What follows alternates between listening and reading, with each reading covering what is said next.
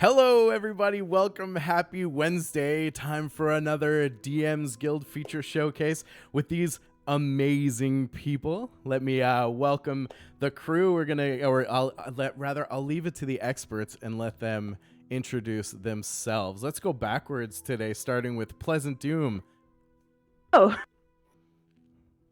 gosh, I forgot what all you wanted us to say about ourselves.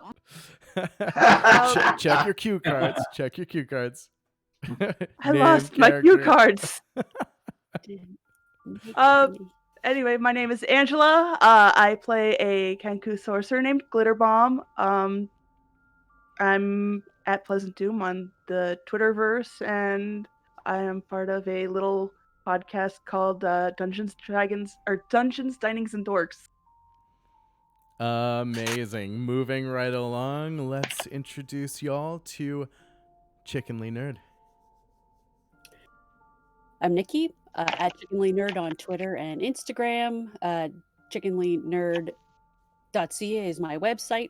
You can go check it out. Lots of amazing art, nerdy art on there for sale. Just go look. You'll love it. And I am playing a Tabaxi monk named Cloud.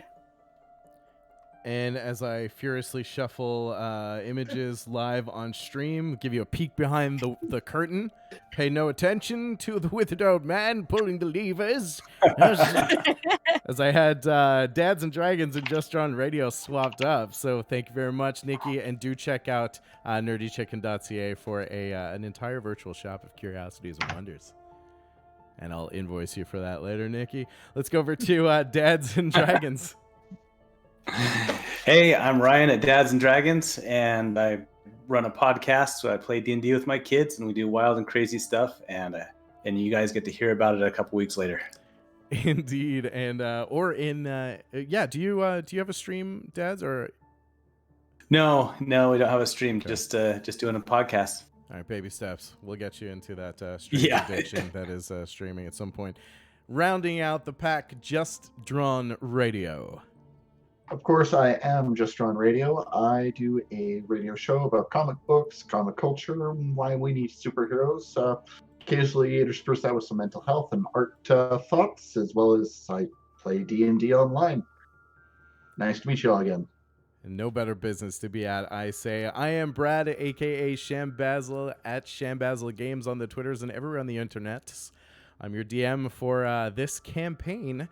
And let's talk a little bit about this campaign. The purpose of DMsGuild Feature Showcase is exactly that, to take campaign, adventures, modules written and published by tremendous third-party creators from our community and feature them on this segment. So these are multi-session short campaigns or long-term campaigns that feature that content. And as you know, we just wrapped up Play It Forward on the DMsGuild, where 100% of the proceeds from your purchases in the marketplace go directly to those third-party creators for their hard work, the blood, sweat, and tears that go into spinning these incredible stories. So today, on this campaign, we are featuring a 3-part adventure campaign called Scourge of the Nightingale. It's written by Jeff Stevens in collaboration with JVC Perry, a couple of really great third-party producers on DMsGuild, so do check them out. We'll have more information coming on that as the series progresses, and frankly, as I get better at creating overlay assets and / commands for telling you what those modules are. So we'll be showcasing that a little bit further. How's everybody doing this week? How's my table feeling? Fantastic. Doing good. Right. Really, really good. Awesome. Yep. Ryan, Dads and Dragons, you want to tell us a little bit about what happened yesterday, as you recall? What happened yesterday? No, I mean in the session, in the last session. Oh, in the last session. Yes, in the last session, we fought a bunch of goblins, and then we found out about, remind me Gildas's fiance's name that we're trying to track down. It is Devin. Devin Artis. We're trying to track down. He got kidnapped, and we're trying to figure out where and why. And we know that there's somebody involved, and there's some nefarious purposes behind it. Something to do with a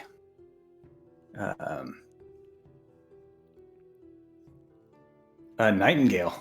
Hey, nice. And somebody called the Nightingale. Yep. Nice. Good pull. I'm going to pause for a minute. When we do get in the game, of course, we want to try and stay as interactive as we can. So apologies if we missed you, but we'll take a break and we'll give all the shout outs as we can. But in the meantime, Josh with the big sub, thank you very much for joining us on the Checkmates. Greatly appreciate your support, my friend. Of course, an OG Shambazzle Games regular. Nice to see you making it official. Welcome, and we're excited to have you with us on this journey tonight. So much love, brother. Thank you kindly. Pleasant Doom as Glitter Bomb, in your recollection, what were some of the highlights that you remember last week's or last session? Let's see.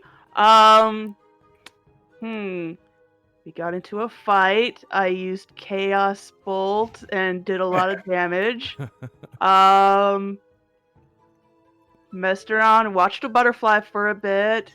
And then we were camping, and then there were monsters, and then I basically had to scare off the monsters. And save the day. Yeah, how did you do it though? Right. Oh, that was the fun part. I was stuck in a tree. 2 monsters clambering up at me. 1 monster lurking and cornering the Tabaxi monk. And here I am, I have no idea what to do. There's no way we can defeat these before we totally get eaten. Kenku Mimicry, just make the loudest roar I can. Cast light on the branch that I'm standing on to freak out the monsters that were after me. So 2 of them ran off, and the 3rd one just decided this fight was not worth it if there was something bigger. Sounds pretty good. Sounds pretty close, as best I can tell too. And then we a saved the little bit life day of a saving. couple of guys who were down. Yeah. That's right. Well done. And of course, Josh, you are official. Always official. Much appreciate the nod. All right, so that sounds good to me. I think that about wraps it up.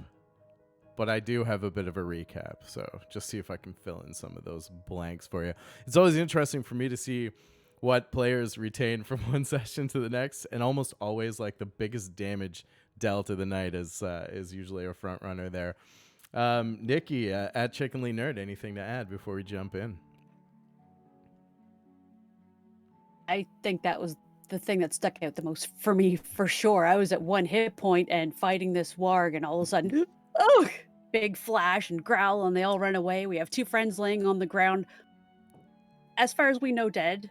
That was really clutch and crazy. And that's all we do here is clutch and crazy. One session in, and that's how we're branding it. Oh, I did remember one detail. Okay, I may have been cheating and looking at my notes. We were on our way to the bridge tree to try to get Devin back. Correct. Of course, I won't tell you if Yeah. you're wrong or not anyway. That's my privilege. Oh, I see how that goes. But I'm going to jump to Just Drawn Radio really quick, see if you have anything else to fill in. We did interrogate a goblin. Muse managed to find some common ground, discovered that whoever sent these goblins after the fiancée cut her tongue out as well, and he plans to repay that in kind. Absolutely. Managing to wrest some of the secrets from a goblin who had come, unfortunately, into some troubled history, although not purportedly due to their new employer, this villainess who clearly has these goblins shaken into an extensive sort of disarray. I'm also going to try a quick command here, see if this works for me. We're going to let that fly into the ether. And with that, let's jump into episode 2 of Scourge of the Nightingale. I feel like that's where I need some kind of interstitial screen.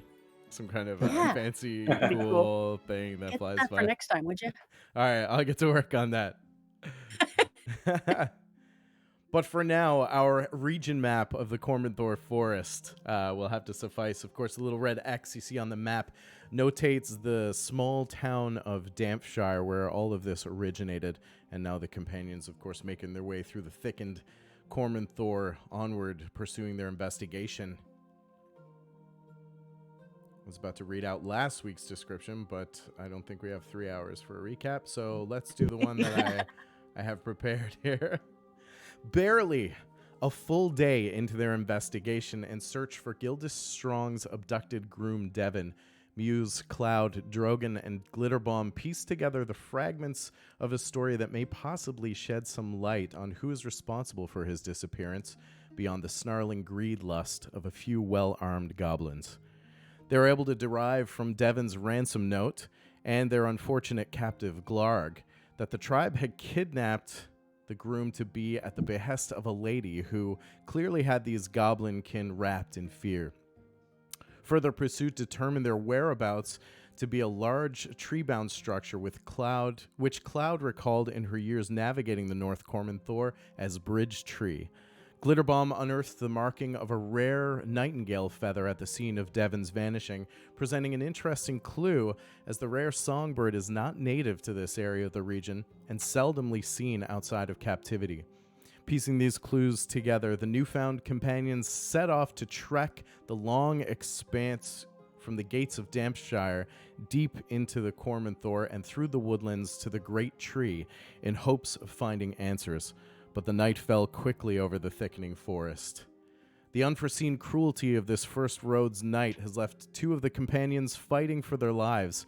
With quick thinking and an unusual display of creativity, the young Kenku Glitterbomb was able to drive off the ravenous wargs from their late-night ambush, leaving Cloud to tend the wounds of Drogon and Muse.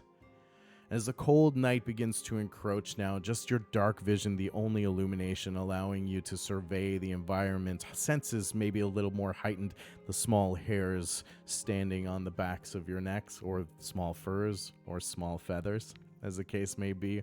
Maybe a little bit more trepidatious in your survey of the woodlands surrounding, as you just monitor Drogon and Muse every now and then to see their shallow breaths causing their chests to slightly rise and fall, not quite out of the woods yet in a literal sense, as they continue to struggle to regain consciousness.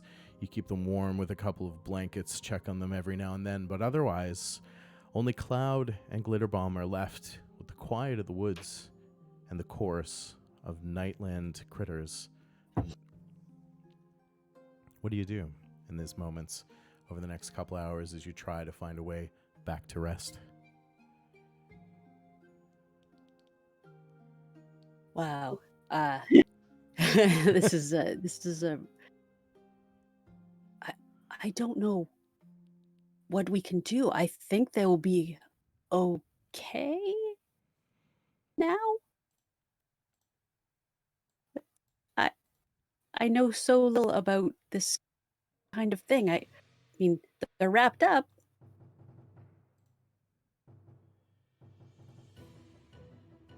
I watch you sleep. I wake. I wake up. I wake up. Okay. Go too far, okay? I stay. Okay. I awake. You sleep. And even though Cloud would normally go up into a tree to sleep, she doesn't leave the companions on the ground alone. She sleeps next to them. Okay. And Glitterbomb's just gonna kind of keep a constant watch, and every once in a while just kind of make animal noises, like small animal noises, to kind of keep interest off of them by things that would normally come prowling around. Okay. Cloud, as you clatter up the thick branch, seeing the score marks from your rapid descent, the chill of the battle so recently concluded, as you continue to climb up deftly up to a branch, you linger on Glitterbomb for just a moment. She kind of looks up and you share a silent word between you. She begins to whistle and twitter. You sort of unconsciously come to a cadence of sounds that will alert one another to anything that's out of sorts, but using sounds that are natural to the scenery, but maybe not so much the scenery at night. And that's how you can tell the difference between the two. As you fight to regain the lost sleep, Cloud, but eventually your own breath begins to even, and the cold night begins to shroud you in this odd warmth of these leaning bough limbs, and eventually sleep takes you. Glitterbomb, left only now with your thoughts, the quiet cadence of the breathing of your companions around you, offering you some comfort and a little bit of something to kind of mark the moments by. Is there anything you'd like to do on your first watch? I think really all she's doing other than kind of glancing around and making sure the wounded fellows are still breathing, she'll probably just kind of draw in the dirt a little bit, maybe weave some grass into little braided things. Okay. Just something to keep herself, not totally still, to help keep her awake Sounds good. and alert. You managed to keep yourself occupied. Of course, the adrenaline in your system taking some time to wane does a pretty good job of keeping you alert in these waning, almost morning hours. Selune, the goddess of the moon, continues her arch overhead. Just some subtle silvery light begins to illuminate the clearing. It's comforting as well. Just in that brief moment as the moon is in its highest peak, dropping silver light through the peeking holes, and after a while your head grows heavy, your shoulders, you begin to feel the weight. You need rest. It's time to change your watch. I'll use a morning bird chirp to call for Cloud. Okay. Before they're aroused. Okay. Cloud kind of perks up her ears and does the big cat stretch that cats do when they first wake up. And then sort of one bounce off the tree down onto the ground. Mm-hmm. Like a wind over soft grass, Cloud just appears next to you soundlessly to relieve you from your watch. And I actually give her a little pat on the head. You sleep okay? I sleep, and so I will climb up to the tree and basically take the same branch that she'd been sleeping on. Okay. It's warm now. It's a good choice. And Yep. before long, you've completely changed. Cloud, you're reminded of this rare moment, the ability to hold in the balance a stranger's life. And it kind of muse over that for a little while as the night wanes on. Before long, the collective breathing of both Muse and Drogon begin to stabilize. They begin to gulp deeper breaths. They stir every now and then, almost trading off between one another, but the sounds of life are comforting, even if the sleep is troubled. And in that, Drogon and Muse, you both kind of go in and out of fitful sleep as they begin to vocalize and just kind of moan, grunt, some names, indeterminable words escape their lips from time to time. But the rest of the evening passes without event. And in the morning, a bright day is on the horizon as this early gray fog and the slow condensation that rises from the ground forms just a light, oscillating gray-white carpeting of fog where your feet meet the grassy ground of the Cormanthor here in this clearing. And Muse, Drogon, eventually your eyes part. Muse, you have an incredible headache. You have a couple of scars. Your right shoulder smarts a little bit, but you kind of work it out. Cloud, as you're immediately kind of like shaken out of this last moment of your final watch, to the rousing of your companions. She was sitting very close to them, and I don't know if they would realize, like, doing the thing that cats do, sniffing at their faces sometimes. Like 2 centimeters from your nose. Exactly. Just to see, like. She clearly wants food, by the way, if we're keeping to the lore. If you don't feed her, she's just going to start knocking shit over next. So that's from my personal experience. But she jumps back when they start to move. Not aggressive or anything, but just aware that they could actually, they're awake now. Drogon, you're a little more alert as you come to, and Muse, you're still kind of shaking off the ache, having actually suffered the brunt of that warg attack. Are you okay? Well, looks like my ticket ain't punched yet. Guessing I have you two to thank for the save. I'm sorry we couldn't do more to heal you. That was you were bad. Yeah. Muse will kind of shake his head, just try and rouse whatever cobwebs out. I'll gesture up to my one broken horn and kind of go, "Could be worse. At least he didn't. At least the other one's still in one piece." Yes, it's always important to keep your horn. Thanks kindly for the save. And any time. I hope it doesn't happen again. Best not. Only so many times you can get your coin flipped before you end up on the wrong side. Coin flipped. I like it. I'll have. In this time, especially given the rest that you've had as you rose from your unconscious state, everyone has now achieved a long rest throughout the evening following your battle. Not only that, for those of you viewing, that marks the threshold where our characters will cross over into level 2. And by threshold, I mean they've earned the experience. I'm going to talk a little bit about my leveling process. We'll lift the hood a little bit here. Typically, my approach is that you cross the experience threshold to make your next level, but you don't actually gain the benefits of that level until you've achieved a long rest. That kind of prevents the weird kind of broken immersion of you're traveling through a dungeon and then suddenly like ding, in a cloud of yellow sparkles, you're suddenly, and then you go through and pick all your new abilities, equip the equipment that you've been carrying around that you're not high enough level to wear yet. And while we're on this break, Level good 2. timing, Josh. Cheered 1,000 bits for level 2. Thank you very much, Josh. Celebrating you guys on this achievement. So. Yay! Perfect timing too while we take a quick break here to explain that.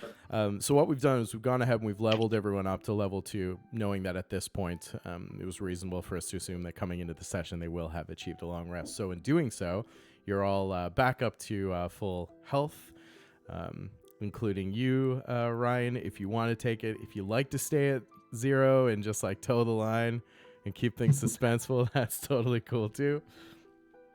I'll leave that to your discretion. 0? Yeah, it's still showing 0 for me. Oh, what the heck? Dads and Dragons likes to play it fast and loose.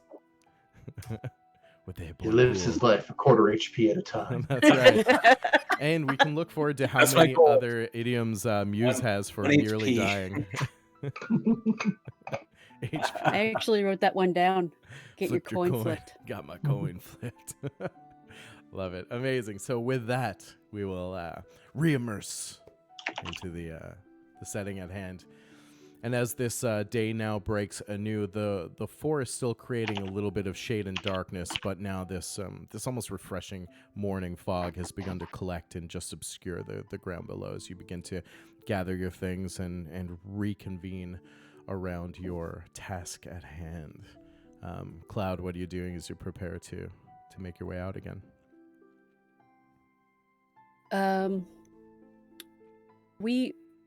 I can't remember. Are we close by any water or?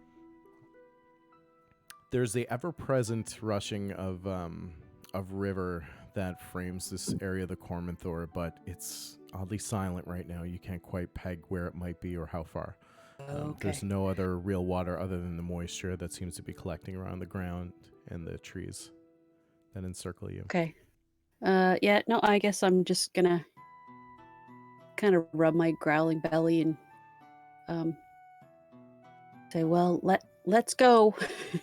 We have to find our way there. Maybe I can get some food on the way. Is Glitter Bomb awake? Did anybody wake her up? Oh gosh, I climb up there and yes, give her Snoozing in the a tree. tap. I don't. Sorry, I assumed that I would have done that. I guess I should have specified. Well, now you did. I did. I mean, Yes, absolutely. She was wiped out by the time she went to sleep. Yeah, I assume definitely once these guys are up and moving around, Cloud will sort of not really wanting to regretfully wake you up. She'll kind of mumble some sleepy chirps and carefully climb down the tree. Definitely looking groggy. As if she remembers she still has some crumbs of that hardtack in her pocket. She'll just kind of pull it out and kind of split it and offer half of it to Cloud. Oh, she takes it. Very sweet. Muse.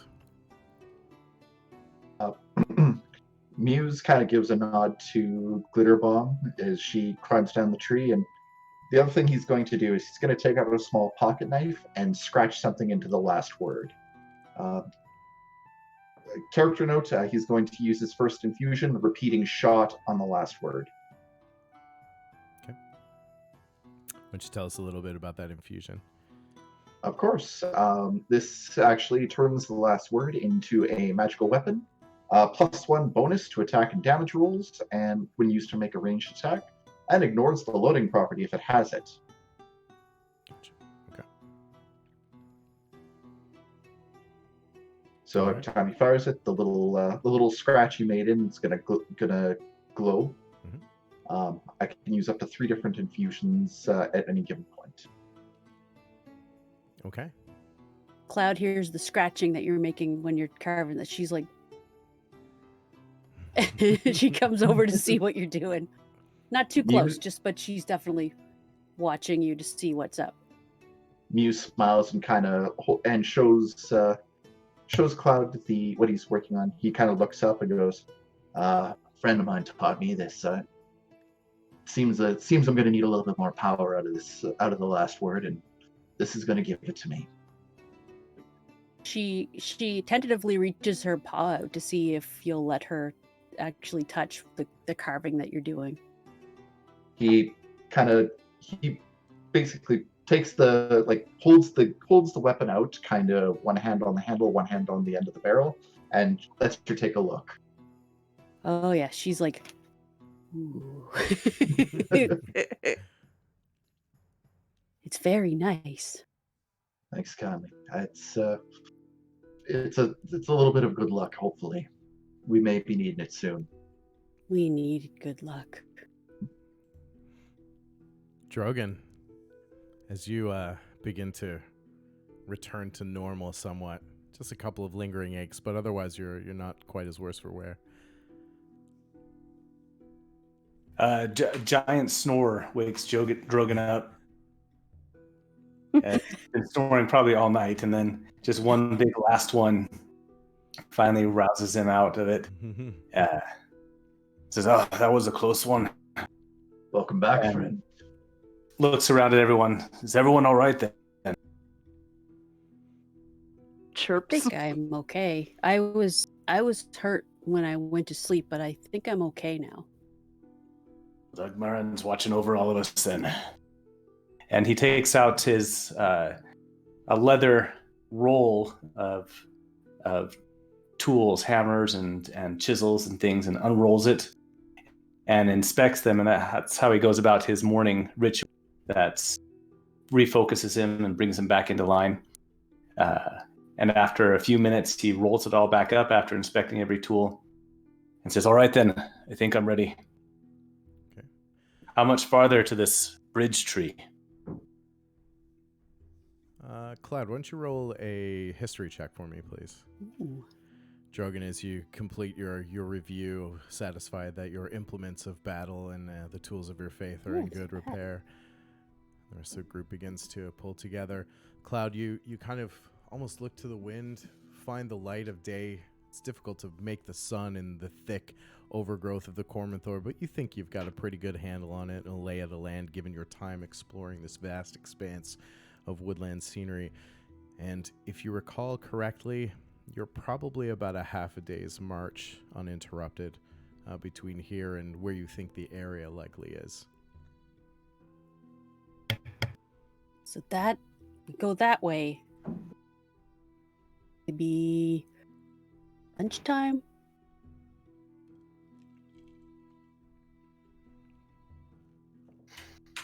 Well, then I think we better get going. We don't know how much more time this Nightingale is going to give us. Glitterbomb's Agreed. gonna make a Nightingale song. Nice. A soft, lilting song, not unlike a nightingale that emanates throughout the forest. And as the resign, then the party begins to make your way back to the trail that just slightly veered away into this clearing. While the outcome initially may have been dire, the sleep was welcomed and the rest has done you well. And before long, the forest-lined path is falling away behind you, the clearing memories and experiences therein. About another half hour on foot. You stop momentarily to share some berries, rations from your pack, and then hit the road again. About another 20 minutes goes by before, Cloud, you hear the soft rushing of rapids. And you know now, yes, there's definitely a water source nearby. It kind of gives you a bit of an inkling where you are on the map. And more importantly, that there is a live water source nearby. Do you hear the water? I think I have a much better idea where we are now. We're good. We're going in the right direction. Good stuff. As you continue to use that to navigate as kind of like a landmark, you begin to make your way towards the sound of the water, and you know that the bridge tree is close to that source as well. There's only one main tributary that flows through here from the Moonsea, snakes its way along the northern cormorant there, and then juts off way over to Elventree and beyond. So it's reasonable to assume that if at this pace you can navigate along that riverbank, then eventually you will come to Bridgetree. You stop for a moment to fill your water skins, splash some cool water on your face, the rejuvenating power of the fresh water awakening you even further. And as the sunlight now becomes quite evident in this little embankment, mightily cascading down over a cliff that emanates far from the east, as you splash, the cold, glistening water falls from your face, and out of the corner of your eye, you see something on the horizon that marks a tree unlike the others, massive in stature, so big that it begins to carve its own niche in the forest line setting about another hour and a half away. And with renewed vigor, you make your way back to the forest line path and charge forward to your intended destination. What's your march? Just so you know, while we're walking, it went even just in the first 20 minutes, Cloud decides that he's going to tell Muse and Drogon about the amazing thing that Glitterbomb did. And she's like a little kid when she's talking about it. The arms going and then... Why don't you describe that for us as Cloud? It would be good benefit for those viewers as well. Sure. You were both down, blood and everything all over, and the wargs were coming at us. I jumped down on top of one and tried to stab him, but he was just too strong, too tough for me. And then Glitterbomb, when a warg was just about to rip my throat out, Glitterbomb made this gigantic noise. I thought, oh no, even bigger warg is coming. And then the light flashed, and they were so afraid they ran away. They were terrified of her. She saved us all. That's quite the trick there. She kind of gives an embarrassed little chirp and fluffs a little bit. It was amazing. So I'm gonna go ahead and give And you. she's doing Even this fluffier. the whole time. It's while they're still walking, and she's like, sort of while she's talking, she's distractedly looking under branches and like, but she never stops telling the story. Well, We're go gonna ahead need and some take, more of those tricks, sorry, take unless this. some of you brought 2,000 gold with you. Gold? Gold Anyone have shiny. anyone have any ideas for how we're going to get Devin back from this without bringing the ransom? I may have a couple ideas. We'll see what happens. As the conversation turns from this brilliant account of the drama that had unfolded mere nights before, it begins to shift into the concept of strategy and how you're going to achieve this task. And why don't you give me your marching order quickly as you make your way further through the Cormathor, and all while Cloud is telling this, the miles are falling behind you as you kind of walk and talk, traversing this your way along the bank now of this great raging river. Who have we got in front? I guess I would be out in front since I'm kind of pushing in the direction that we need to go in. Sure. Cloud's leading on the track. If they're willing to follow me. 30 feet behind I'll that follow. All right, Drogon close behind. Glitterbomb I'll probably try and keep you focused with questions every now and then. Like, you think, is it that way? Oh no, let's keep going this way then. Excellent. Glitterbomb is currently being bashful, and so she's gonna actually be at the back. Okay, straggling a little bit. Yeah, and Muse. Muse will bring up third. He'll definitely be limping along a little bit still. Okay, kind of trying to keep pace, but somewhere in the middle.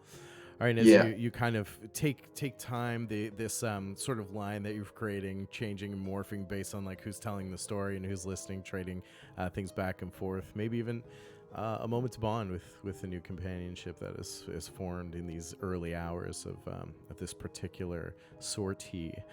And before long, somewhere around the 11:30, 1:45 mark, as now you can almost see the great leaves of this giant tree peeking up over the top line of the foliage. Cloud and Drogon, give me a perception check, please. You got it.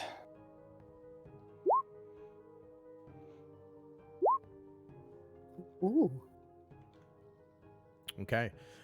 You're talking, and almost mid-sentence, you put a Drogon, you put a gloved hand out, and Cloud, you also put a Cloud. You almost meet in the center as you both look at each other. You've heard exactly the same thing as this snarling, kind of guttural swearing seems to be emanating from the road just up ahead and around a slight bend. As you look through, the undergrowth and the foliage is preventing you from seeing anything beyond that, but the sound is very clear. Something's making quite a clatter up there, and it doesn't sound happy.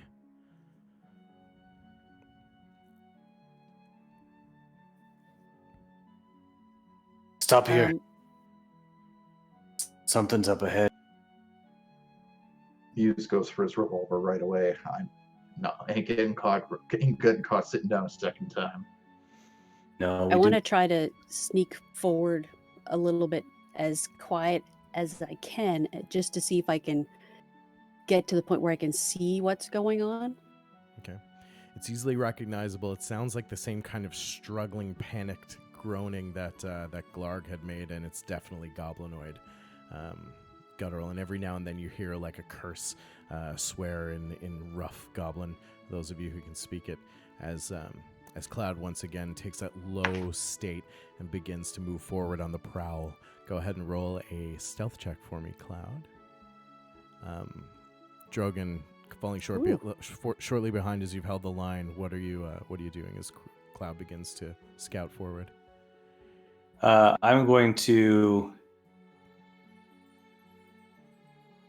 Odin style whisper into my hammer and cast Bless on the three of you. Okay. Oh, yeah, the three of you. Very nice. Bless adding, Nice. giving you the option to add a D4 to any attack or save. Attack or saving throw, yeah. Okay. Yep. Thanks kindly, friend. All right. As a soft, light white begins to emanate from Drogon's whisper into the mallet of his hammer and slowly radiate in the wisp-like form around the party, Cloud, as you continue to prowl forward. What are Glitterbomb and Muse doing?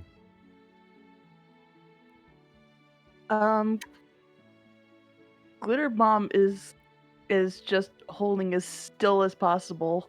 waiting for a signal from Cloud. Okay. Muse is going to hold his ground and pull back the hammer on the last word because he's getting ready for. He's not getting caught flat-footed a second time. And now that she sees everybody else having weapons out, Glitterbomb's gonna be like, "Oh yeah, dagger." I love that. As like a shadow, Cloud is there and then suddenly not. As the only telltale sign is just some brief shuddering of the branches and leaves where she was previously on the road. Cloud, as the focal instincts of your eyes just begin to almost like narrow out anything in your peripheral.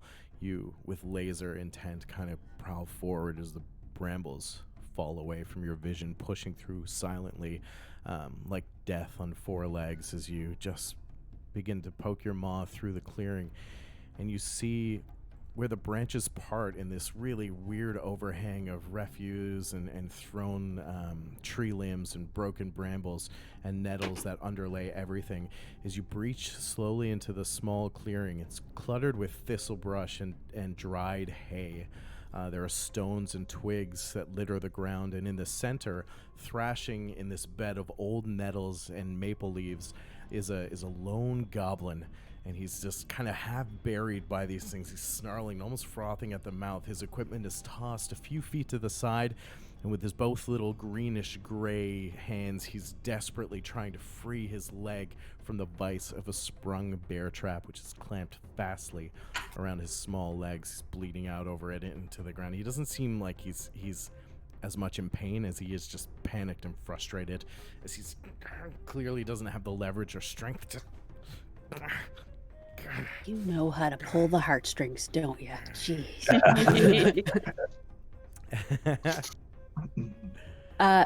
Okay. Cloud. She kind of quickly takes a look around to see if she can see anybody nearby. If he's got other people, other goblins around him, or if there's anybody watching his struggle. Anything like that? Roll another perception check for me as you take a quick, Okay. low survey of the area, just to make sure that there's not anything more sketchy happening here. As you kind of peer from left to right, you can almost see just there's a waving of a branch, but then it falls away and just only the breeze remains. And eventually you're satisfied that, as best you can tell, there's not another soul. And the only sound you can make out are the light shufflings of your companions on the road behind. Okay. I'm gonna go back to I think Drogon is the closest one to me, and quietly say, it is a goblin trapped in a bear trap, and I want to go let him out. A scout? I don't know, but I'm not gonna let him stay in that trap. But you don't have to come if you don't want.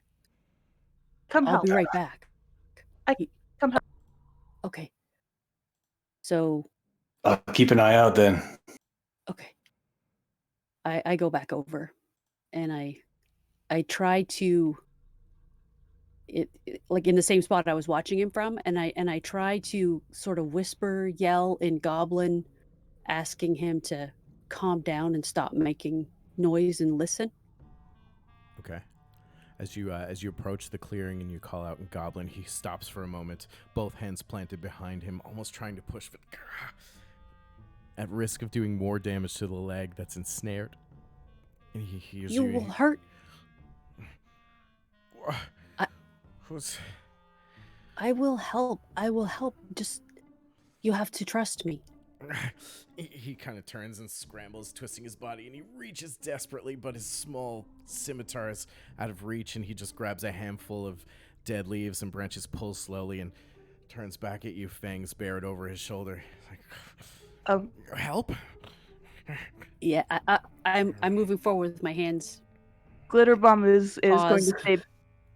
Glitterbomb's going to stay back, but she's going to cast Mage Hand, kind of quietly chirp out her words and cast Mage Hand, kind of use it to reach out and kind of move the weapon just a little bit further away. Nice. All right, go ahead Nice. and roll a sleight of hand check for me. I like it. As Cloud slowly presses inches at a time, the goblin seems to just go wide-eyed and hold his hand up somewhat protectively, the only thing he's able to do to create some distance or defense for himself. And Glitter Bomb just very deftly, Cloud, you see out of the corner of your eye, but you don't break focus as not to alert the goblin, but the scimitar just slowly pushes the nettles aside as it moves a few feet off to the right. The goblin hasn't noticed, now completely locked onto Cloud and uncertain whether this be friend or foe. Muse and Drogon, what are you doing in the meantime?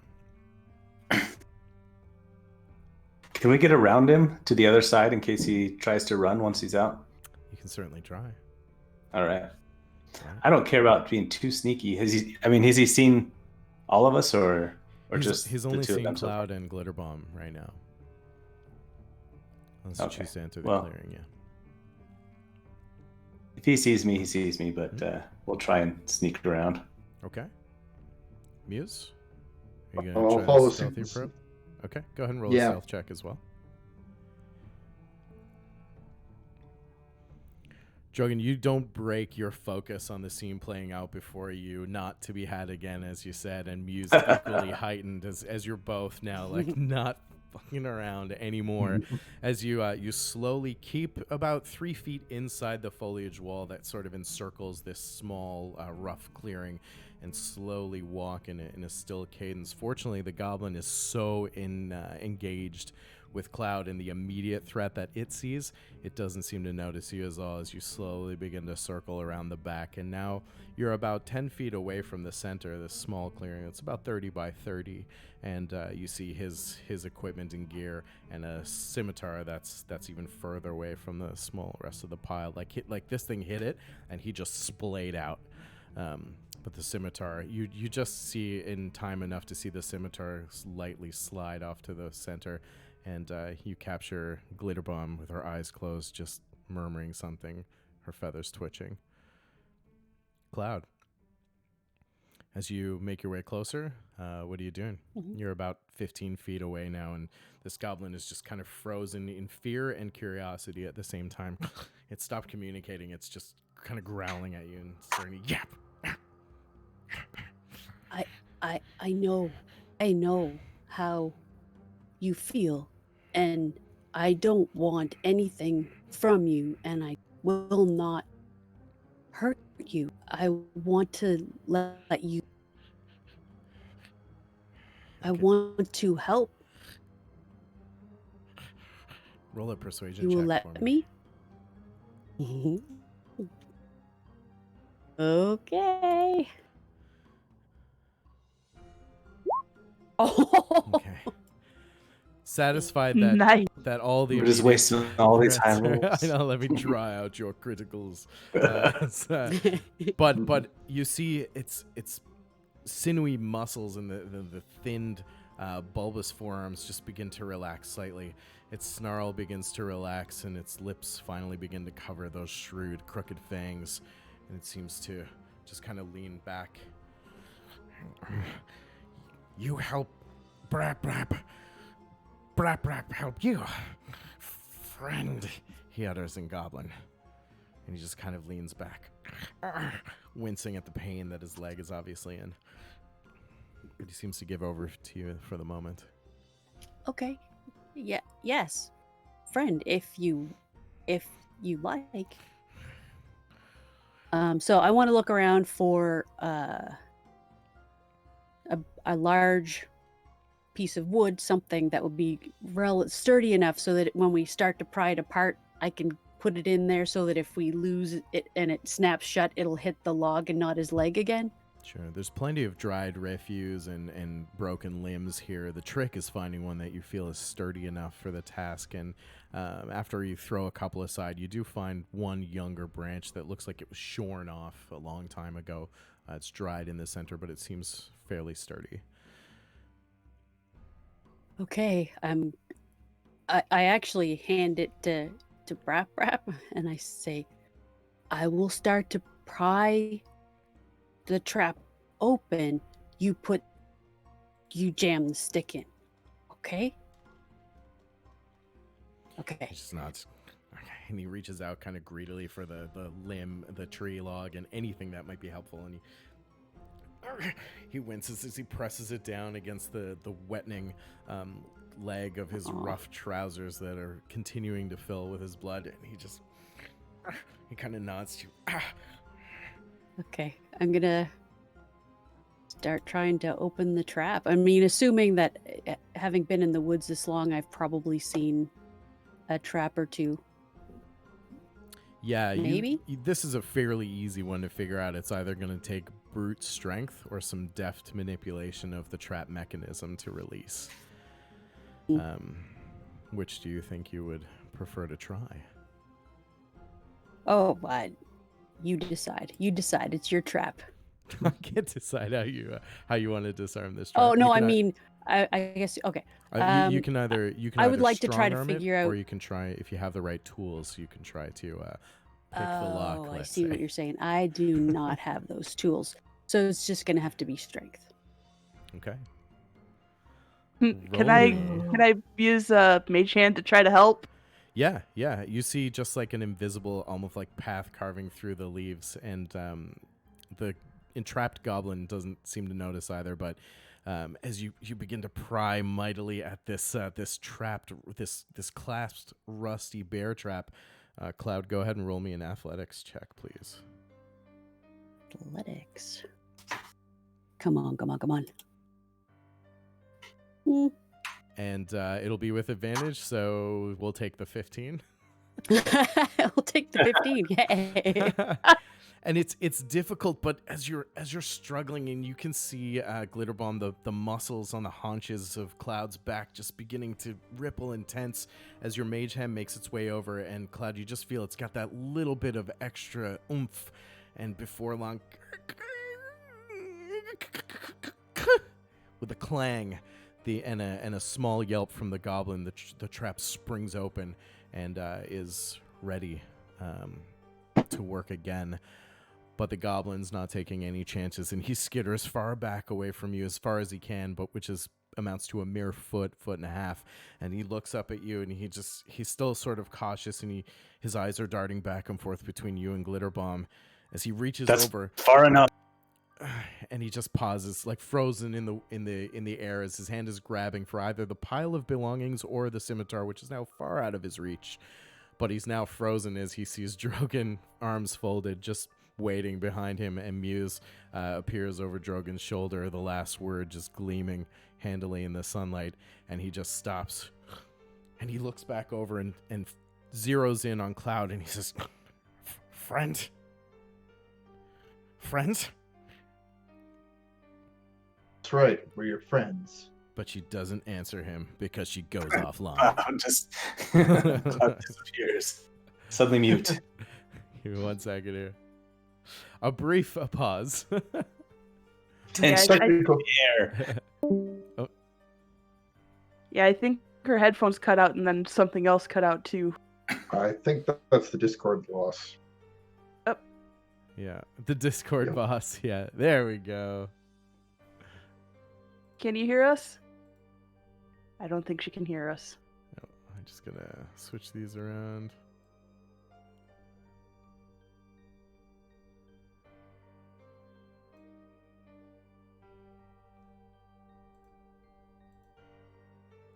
Now she can't hear us because nobody's talking. Yeah. Oh. Check 1, 2. She won't check, know. check, 1, We 2. just stay quiet, and she won't know if she's back on or not.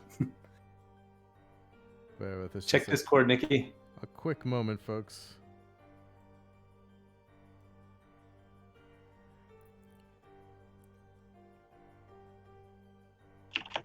Our team, our crew at How I Nerd, Gamer Mom Luna, hello, welcome, thanks for joining us. Yes, we are fighting the BBEG, the Discord BBEG, and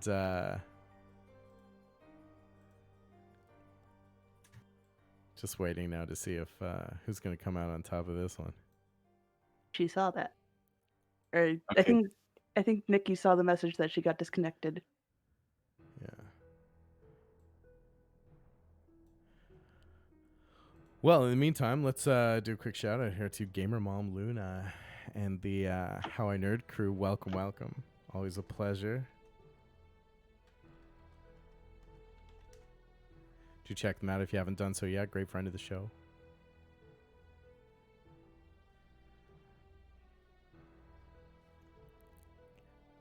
I'm dead on the tech side. All right, we'll just give her a quick minute to jump back in here. Yeah, it's weird. Discord text is appearing red. Oh, is it? Yep. Yeah, we may have some, but I mean that doesn't explain why. Oh, because she was on Zoom. Zoom seemed fine. Yeah. Could be Discord just blew up. Yeah. Hang Yeah. on, I'm gonna. All these Wednesday night games. That's Yeah. right. We gotta move our slot. Gotta move our slot. We're Yeah. moving to 10 p.m. PST on Thursday. On Thursday, yeah. Sounds good. It's like the void of no one streams in that slot. I wonder why. We capture everybody. That's right. Wait, We could sell Ten- some really bad DVDs of things at the same time. What else is right. on at that time? 10 o'clock PST Thursday? I can't do that. I have to wake up too early. Yeah, that's where my Discord text is read too. So it seems like Discord is having a fit.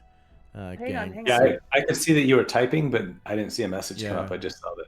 Bear with us I a was quick doing minute, something everyone. Some weird sound coming out of the wrong spot. Hang on. We might be able to. I'm gonna just pop over to Zoom chat real quick here. I thought I heard Nikki coming from the wrong source. It was something else though. Weird. Oh. Whoops. That's all I right. was like, holy cow, the nerdy chicken is haunting my device. There is nothing wrong with your computer. Please do not attempt to adjust the channel. And Nikki, I don't know if you can hear stream or anything like that. Oh, we can probably type to her. Oh no. I'm looking at the Twitch stream and the windows all just blacked out. Really? Just for a second, but yeah. Oh yeah, all of the thumbnails. Yeah, that's because Zoom is popping around everywhere. Everyone's in the wrong place right now, but that's all right. We'll fix that after. Oh, See it Zoom's today. freaking out. Yeah. Well, it's all parsed out for the overlay. That's Yep. We don't have to worry about that.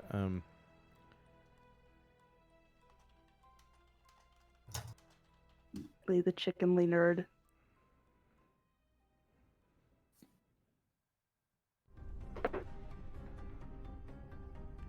Yeah, no, so just a quick for those of you watching, we had a little bit of an issue where Discord looks like it's kind of crapped out on us for some people. So we those of us who are in audio, we can still talk and you can still hear, but it won't let us do anything else. And Nikki, who plays Cloud at Chickenly Nerd, is just having some trouble getting back onto the voice chat. So we'll see if we can get her She's into. back. Oh, there we go. Hello? Hi. Hello. I missed you. I don't know what's going on. My Discord on my computer won't run. So I'm actually online on Discord right now. Okay. Oh. All right. Yeah, Discord's having all kinds of broke right now. So sorry about that, Yeah. and sorry everyone. We're just glad to have you back. Sorry guys, I feel bad that happened. No, it's not your fault. What happens? I missed, all I could see was you moving, and I was like, I don't know what he's saying. I was like, and this is how you die. So I was like, Trying to no, create I some gotta wait dramatic till she's tension back. there. That's right. All right, Don't let kill me me. fix up the little identity crisis that we have now on the overlay here. Give me a quick sec, gang. So I'm we- pretending to be you right Oh now, my Nikki. I got so upset. Look at my face. I just am bright red. we get all this. No. I've Well, that done was- that. It was smart to try and do it through the browser instead of the app then. Tried the app a couple times, and it just is going. Yeah, the mobile app too. Oh, all right. I was gonna say because mobile apps always Very a well. good like. Grumpy cat.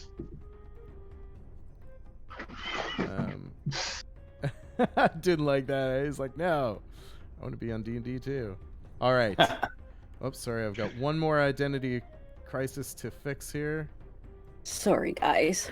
Don't know what that was. Not at all. Sorry To the about left, it. Not your to the fault. left. For those of you watching in chat, we're going to go ahead and bill Discord for your time. So if you can invoice us, we'll just go ahead and forward those. Nonetheless, we are back. Thank you for sticking with us, gang. We got our Cloud back just as she's about to answer this goblin who has looked now frozen in fear again with the presence of Drogon and Muse at his shoulder, and he turns back to Cloud. Friends? Friends? They're good. They will not hurt you. His eyes suddenly go wide, and he begins to claw towards his belongings and try to reach for his satchel, and he's, mine, no take. You can have your stuff. You can go. Go. He pushes himself just belabored to one knee as he's desperately trying to get up with the other leg is now kind of not broken, but in a broken shambles. It's severely gashed and blood is still seeping into his trousers down over his rough leather boots. The soles are kind of flapping, having long since fallen away from the rest of the footwear. And he just kind of looks to you helplessly, his greenish ears pointing and almost like beading with sweat and moisture as he just kind of limps to one short leg and slowly looks over to his scimitar as he hobbles over, his eyes locked on Drogon's and Drogon's on his in kind as he lowers his hand to the ground and he just nods. He's like, go. And he slowly grasps the hilt of the scimitar, yanks it up close to his chest and hobbles back. Glitterbump's gonna try to get Cloud's attention. She looks Hurt. Help hurt? Help hurt? If don't know if he will let me. Do you let me help you wrap up your leg? He looks. You are hurt. We can wrap it and make it feel a little better. Friend. Help. Okay, he just kind of like hops over to you using the scimitar. The point of the scimitar now at the ground is some kind of heft. It keeps sinking into the soft ground, and he just kind of hobbles over to you. He has this like, the smell is unpleasant, but the intent is filled with kindness as he leans over towards you and just kind of leans up against a stump on the forest clearing, kind of creating some distance between he and where Drogon and Muse have now appeared at the backside of the clearing. And he's just kind of darting around, but it seems to have served him so far, so you have his trust momentarily. Okay, so I'll actually take my water skin and sort of pour some water over it, and I don't know where I would find. I don't have any bandages or anything like that, so maybe does he have any clothing on him or something that is made of cloth? He does seem to have like some leather strips that are cut about 3 feet long and just about 6.5 inches wide. And they're they just seem to be kind of wrapped over his pack, which is just burlap and twine, nothing fancy, and just like a rope for a sling. That's about it, really. I'll point to one of those leather wraps and ask, I used to on your leg? Okay. He just kind of nods. Okay, I'll actually take one of those straps and try to, as gently as possible, wrap his leg up, just so it feels a little more solid for him. Sure. Go ahead and roll a medicine check for me, please. Good God. What are the rest of you doing as Cloud attempts to triage this gash and wound left by this rusted bear trap? It's not pretty. He winces as you just stop for a moment, clearly touching something tender, and he just kind of nods as you go back to work slowly. Yeah, what's everyone else doing? Glitter Bomb is probably slowly creeping forward and kind of curious about what Cloud is doing to help. Okay. Drogon, Muse.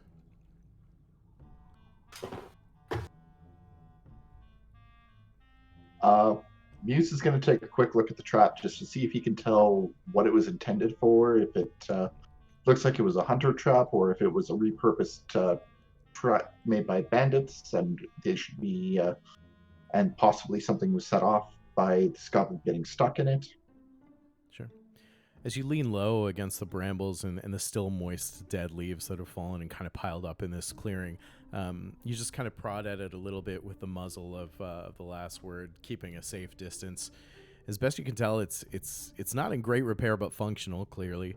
And it looks like it's reset. It's still salvageable, but it's rusted. It's old. I mean, at best guess, it's been here for a long time. It certainly wasn't anything recent, possibly forgotten. Go ahead and roll a nature check for me. As Cloud continues to just every now and then the belabored grunts and yelps from the goblin as Cloud does her best as an impromptu field medic. But yeah, Muse, on closer inspection, you can tell that this was probably like a standard kind of hunter's trap, maybe loosely covered by these brambles and nettles, which makes sense why they're all here, but long forgotten weeks, if not months. Probably having not caught any quarry until now, and not likely its intended target. Drogon, what are you doing in this moment? Drogon will step in.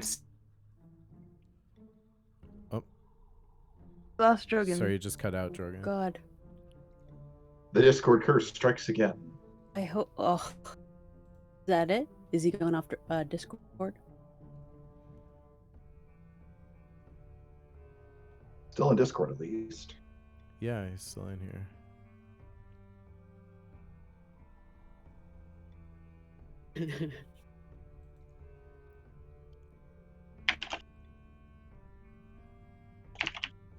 Oh no!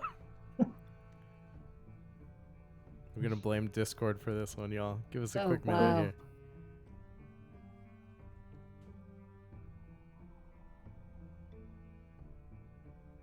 Oh my gosh, this is. He's gonna try online. Okay.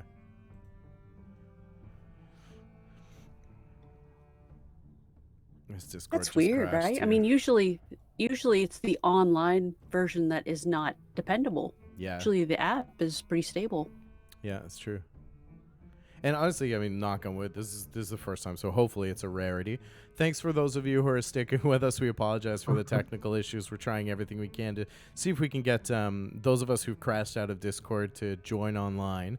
It seems like the Discord app is having some trouble, and we've heard from some other friends of ours in the sphere, the streamosphere, who are also how's that? running into similar challenges. Hey, yep, there he yep, is. there we go. We got you.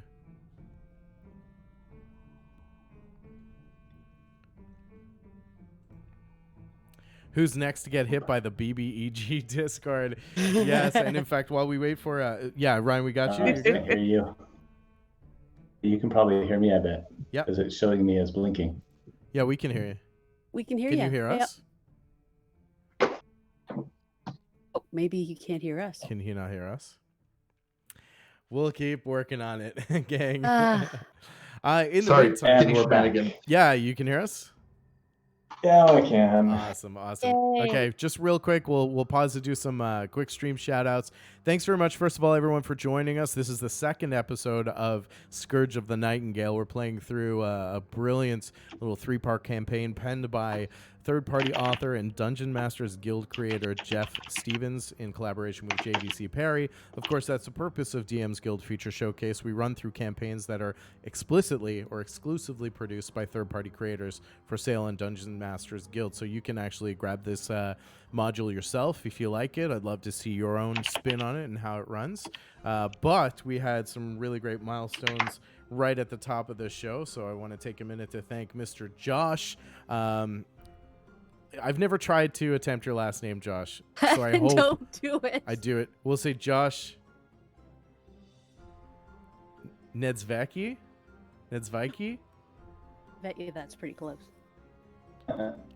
Anyway, thank you for the bits and the cheers and the sub tonight. Thank you very much for hanging out with us. Of course, Josh has been a great standard. He's also the author of the Contingency System, which is a really robust, tremendous TTRPG system that's highly moldable. You can use it with 5e as well. So maybe we'll chat more about that. And show regular. So thanks very much. And yes, thank you everybody who's joined us tonight. Thanks for hanging out, Fear Good, and everybody else. And if you're in chat and you haven't spoken yet, don't be shy. Say hello. Get on the board so I can shout you out and we can interact. Seattle Joe, welcome. Good to see you. Thanks for joining us on the show. And MTMJ Moondog, of course, an OG Shambazzle Games gangsta. Good to see you again. Welcome. Thanks for coming back to chat. Always a pleasure to have you on board. If I missed you, then please do shout at me. Even throw me a follow so it shows up in my event register so I can shout you out either at the next break or at the end of the show. And with that, I believe we're all back. The technical gremlins have been defeated as we prepare to maybe save a goblin. Let's find out. Yes. As it's Cloud weird, continues to triage the leg of this goblin, I believe we were just throwing to Drogon as the goblin kind of snarls back at you. And what do you do in this moment? Yeah, seeing that you're struggling with the... Oh, Says, no! Let me take care of that. Why don't you ask him about this? And he pulls the ransom note out from a pouch. Oh, okay. You will help him? I mean, chances are he probably helped in kidnapping, but get more answers if we help him. Okay. Okay. I'll leave the Remember bandaging who you're to dealing with. the professional. Okay. And I talk to Brap. Where are you from? You from the big tree? Oh, as you kind of trade roles seamlessly, he nods and he says, Tribe. Yeah. From Bridge Tree. Yeah. Bridge Tree. Yeah, okay. Tribe.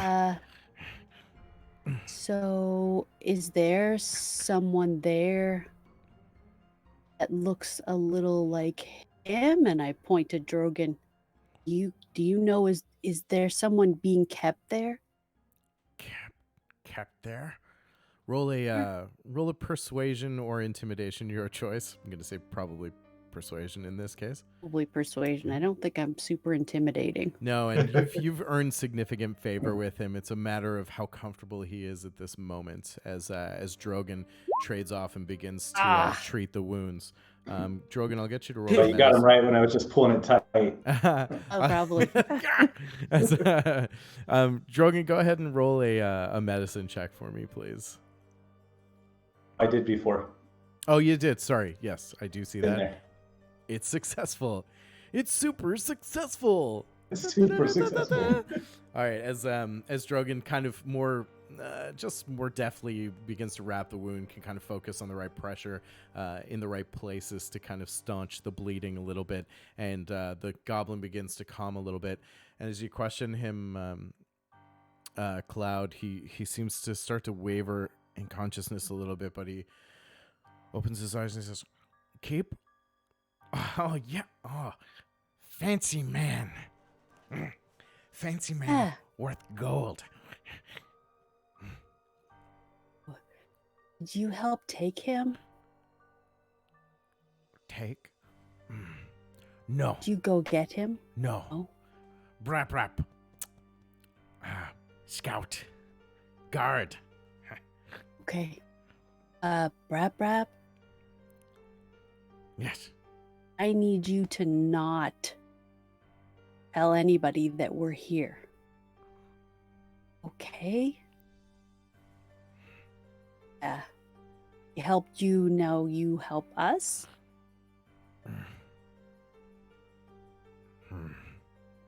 He kind of like reaches at his belt loop for a small pouch, and he just kind of help, and he just ching, ching, kind of jangles coins in the pouch. Look to see if I have anything. Glitter Bomb hears the ching ching. She's like, "Oh, I have some of those."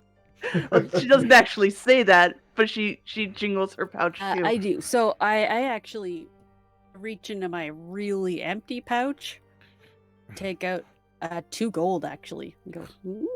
His eyes go even wider than they already were, these big yellow bulbous orbs, and he slowly at first, but then And help. reaches out and grasps the coins from your hand, and he greedily kind of pines over them, his eyes lighting up, and he looks at you, and he closes his fists close to his chest. Brap, help. Just stay here. He slowly dumps them into the coin with a soft clink, clink, and he quickly Don't draws the say it. string on the pouch. Anything about us. Real quiet. You're good. Good at that. Very good. And he kind of jingles his pouch. He says, very quiet. Yeah. Leg, does your leg feel better? He just kind of looks to Drogon and looks down at his leg, and he kind of flexes his foot back and points slowly. Better. Good now. Quiet. Good to your friends, people who are good to you. Yes. Some people Good are friends. mean, not us. New friends. Good friends. I look back at Drogon like, Well, that's mighty generous of you giving him money like that, but what does he know about Devon? Where is he? oh, okay. So what he told me is that they do have the fancy man there. So I think that's Devon. That sounds like him. And that he's worth gold. Gold. He doesn't have anything to do with it because he is a scout. So I asked him to just stay here. Don't report us. No. Quiet. Shh. Brap, stay. Goblins want gold. Fancy man worth gold. Taken to tree. Bridge tree. How many more goblins are we talking about here?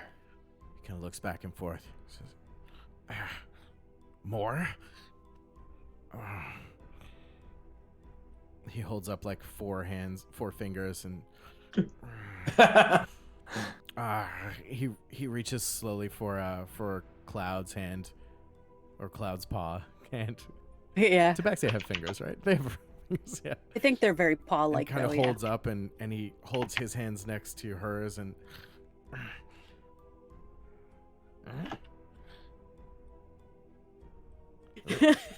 Okay. like brap. Yeah. Cloud is kind of letting him off the hook and saying, "So more are more. More. Are there also More coming. humans? Oh, more coming. More coming. That sounds good. This Oh, in Bridge close. Tree. More coming to base. Big base. You have new people there that weren't there before. Have you heard of Nightingale? Nightingale.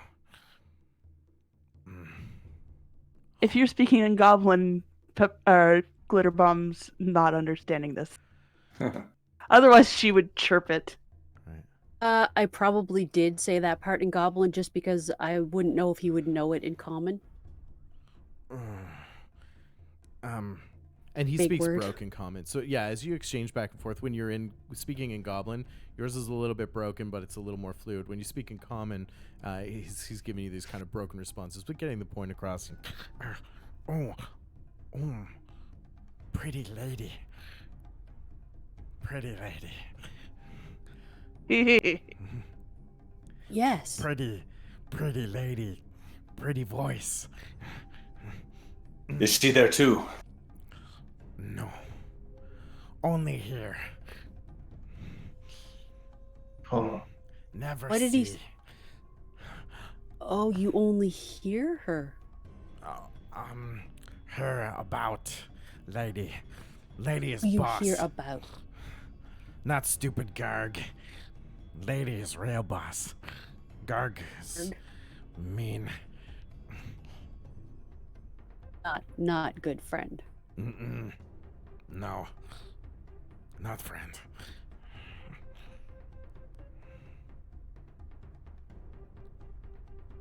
You not go. Stay away. Dangerous. New friends. Stay safe. Here. Well, we do have to keep going, but I'm glad that you are okay now. Nobody should have to have that kind of pain or have something like that happen to them.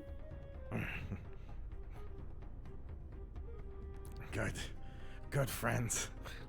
And he looks to Drogon, and he just kind of bows and just starts to massage the top of his thighs where the leather bandage is now begun. And Yeah, you keep that on for a while. And then he kind of pulls the group of us off to the side a little bit. Okay. So what do you think? I don't know if we can take a whole group of goblins if it comes to a fight.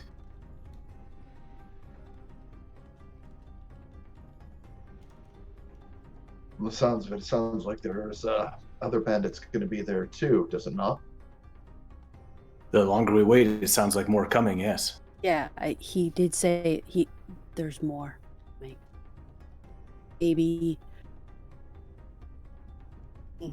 we can Best Go off. quiet? sneaky. We go quiet? If that's our plan, we might as well prepare for a fight. And he looks down at his big feet again.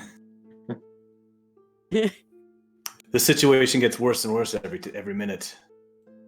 But if there's some way that we can sneak in and find Devon, then great. I'm happy to stand guard and guard our escape. But I know I'm not making it in and out. Do our best. I think if we have to fight, then we have to fight. He looks over at Muse. Says, is there anything that we can do to cause some kind of distraction?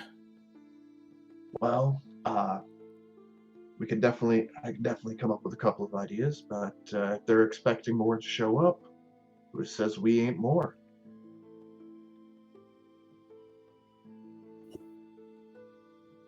If they're willing to hire goblins, I'm willing to bet they're hiring bandits too. Been a long time, but I can definitely fill that role. Oh, pretend that we are bandits.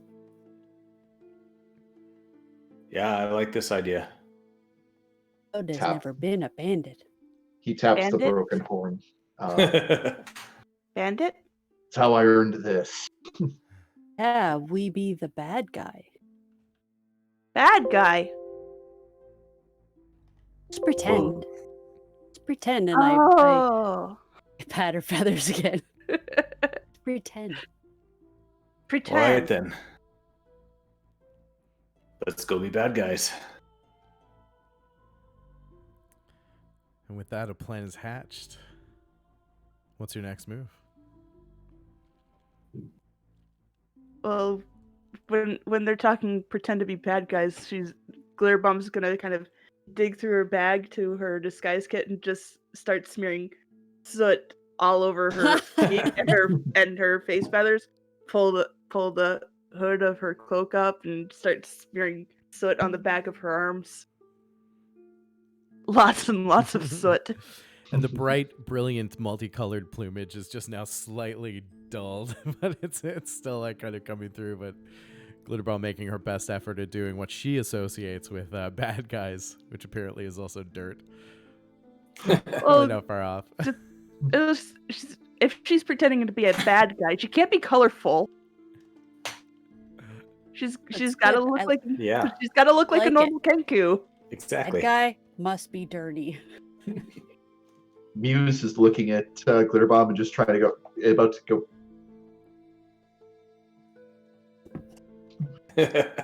She's trying to look like a normal Kenku. She hasn't. Gotcha. She's got to dull the colors. All right, as you begin to kind of collect yourselves, Glitterbomb continues to desperately try and mute the brilliant, bright, multicolored plumage that is her part of her namesake, and you begin to prepare to make your way back to the small trail that leads away from the clearing and onward along the embankment of this rushing rapid. Now the afternoon sun has reached a blistering height in the midst of this exchange you had in the clearing. Took about an hour in total between patching Brap's wounded leg, collecting or analyzing the bear trap, and questioning him on the his knowledge of Bridge Tree and the contingent of goblins it seems to make the resident there.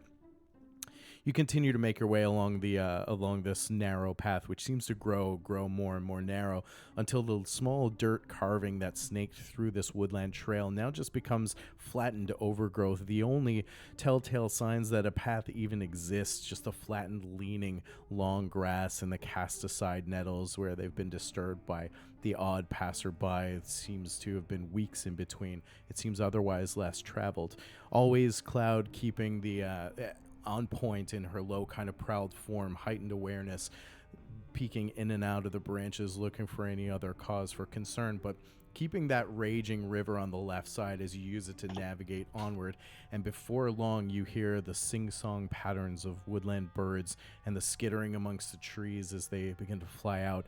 This raucous crashing of this river that seems to be carving through the Cormanthor here, becoming more and more loud, as undoubtedly you've nearly reached your intended destination. And Cloud, as you just kind of slow the party down again, after about another 25 minutes of travel, you can see just brightness, just this clear apex where the sunlight is now blistering in through this front of woodlands, signaling the end of the thick foliage of the Cormanthor and the beginning of something else that's far greater. What do you guys do? Well, before we go on, what did we leave Brap? Was he just gonna stay there? He seemed certainly in agreement to stay there, be quiet, and not tell anyone. You seem to have make sure to say goodbye. Calm. Bye, friend. Yeah.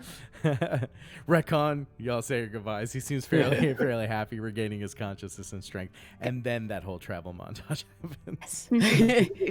Okay, so should we?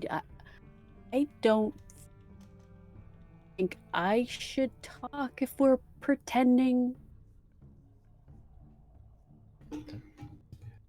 Yeah, let the tiefling take it. You stand there and look menacing.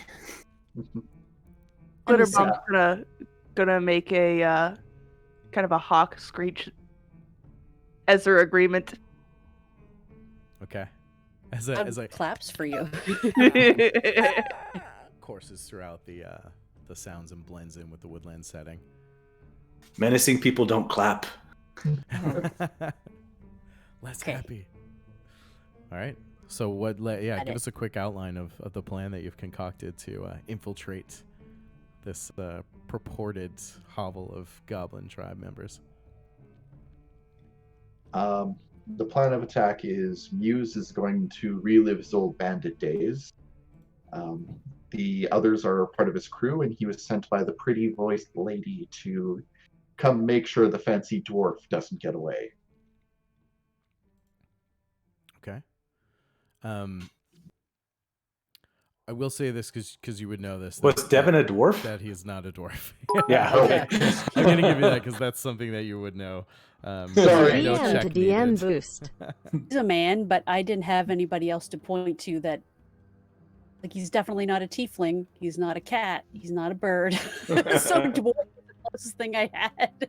I stand corrected. My apologies. He's what else do we know about Devin? Yeah.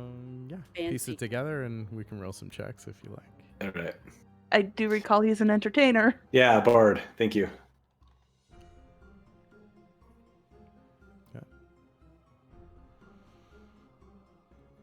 So you pause and kind of collect about 100 feet before this foliage ends, gathering your thoughts and formulating this plan, concentrating on the details and how you're going to sell this if and when necessary.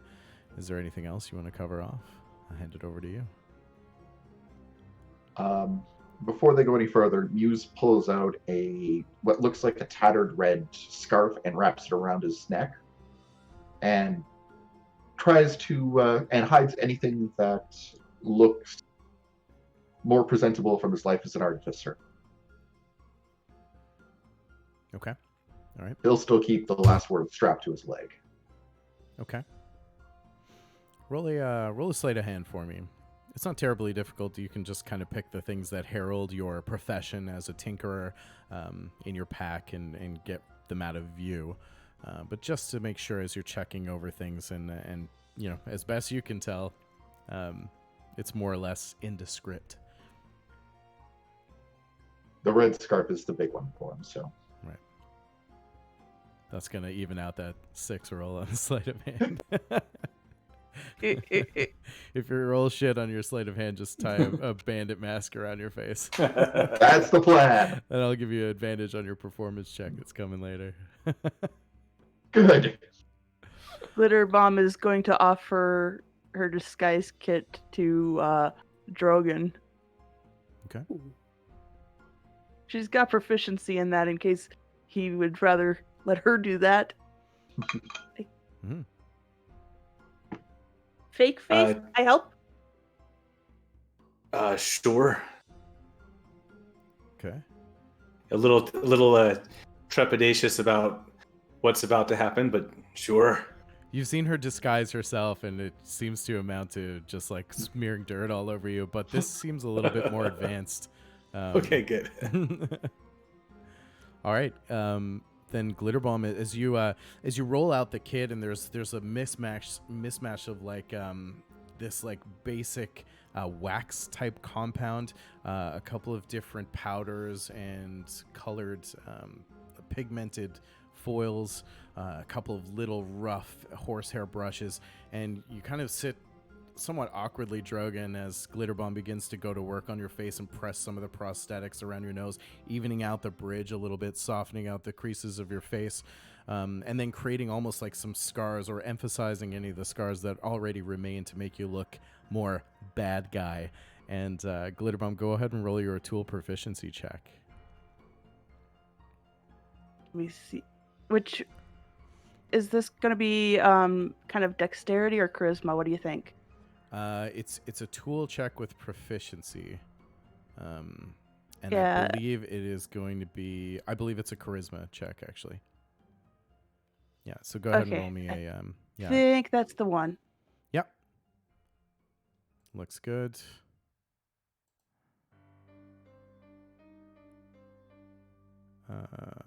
Kind of showed. Drogon says, "How do I look?" Looks good. He gives a kind of a scowl like his old forge master used to give. He looks menacing. It looks okay. I mean, on close inspection, it might not hold up, but Muse, you kind of stand back, and Cloud, you both kind of stand back and look at each other and kind of regard Drogon again and look in a bit closer. Serviceable. Glitterbomb seems proud of the work.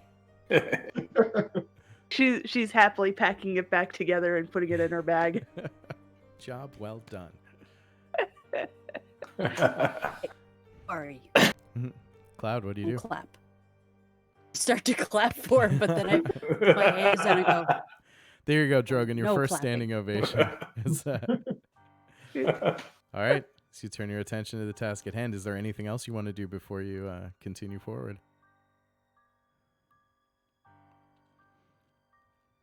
I'm just Okay. going Nope. to follow and not talk. Okay. What's your marching order as you continue through the wood then, growing ever closer to your intended destination and bridge tree? Before we go, I guess Hughes will take a point. Okay. The other thing Muse is going to do is he is going to take out a coin, and he's going to use a second infusion. And in this case, it is going to be enhanced defense. And he's just going to loop the coin around a piece of it and around a chunk of his armor. Nice. Okay. You tie it loosely as you've done a few times before, and you just see this coin kind of clinks against the armor, but then becomes fastened as if though magnetized around the side that he's tied it to. That click you've come to know as a comforting sound, Muse, as the incantation takes hold. Presumably, Drogon, you're close. The two of you sort of spearheading this ruse. Okay. Yeah, I'll stay close to him in case he needs somebody to hit somebody really quick. All right. Who's following? Holy glitter bomb. Okay. Yeah, Glitter Bomb I'll bring up the rear. and Cloud prowling close behind. Not prowling, walking. Bad guy-ish. So are you all kind of heading out forward? then? Stalking. Are you all part of this? I assume. Yeah, I think we're better sticking together in this Yeah. game. All right, you guys are vets. No splitting the party here. All right, fine. Learn from Scooby-Doo. Yeah, that's right. And session 0 for that matter. Yes. As you slowly then finally take a one last look around, resigned against the plan that you've concocted, throwing all of your hopes into this to cross this literal bridge, presumably onward against the marching clock of time that counts down Devon's fate. You push the brambles aside and emerge from the wood.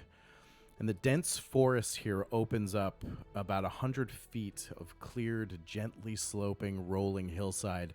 The clearing's covered with about waist-high grass on this side of a raging river and leads to a cliff which is roughly 80 feet tall at its height, almost eclipsing and sheltering the shafts of sunlight that are rocketing down from the afternoon sun.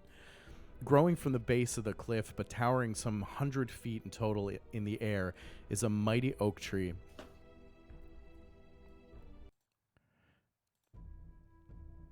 Its sturdy branches cover a span of about 80 feet in total and roughly 40 feet above the ground before the foliage begins to overhang and completely obscure the contents of the tree. A bridge plays out before you as it begins to softly arc and swing against, it begins at the base of the tree and extends, there's a bridge on this side that arches over the river onto the landing where this great looming tree is sprouted.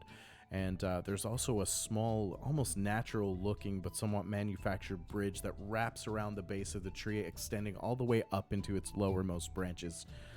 Beyond that, you can't really make out much, but you're about 100 feet away, and as you slowly step out into the foliage, purveying the bridge is the only option to get across to the other side in your intended destination.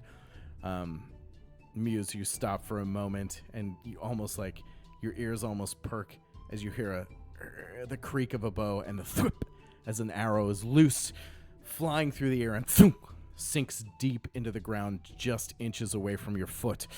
As you look up and you trace the line of flight to a small lone goblin who lowers his emptied bow, sniffs high into the wind about 75 feet up and on a diagonal arc. "Stop there! No more moves!" he screams in guttural common.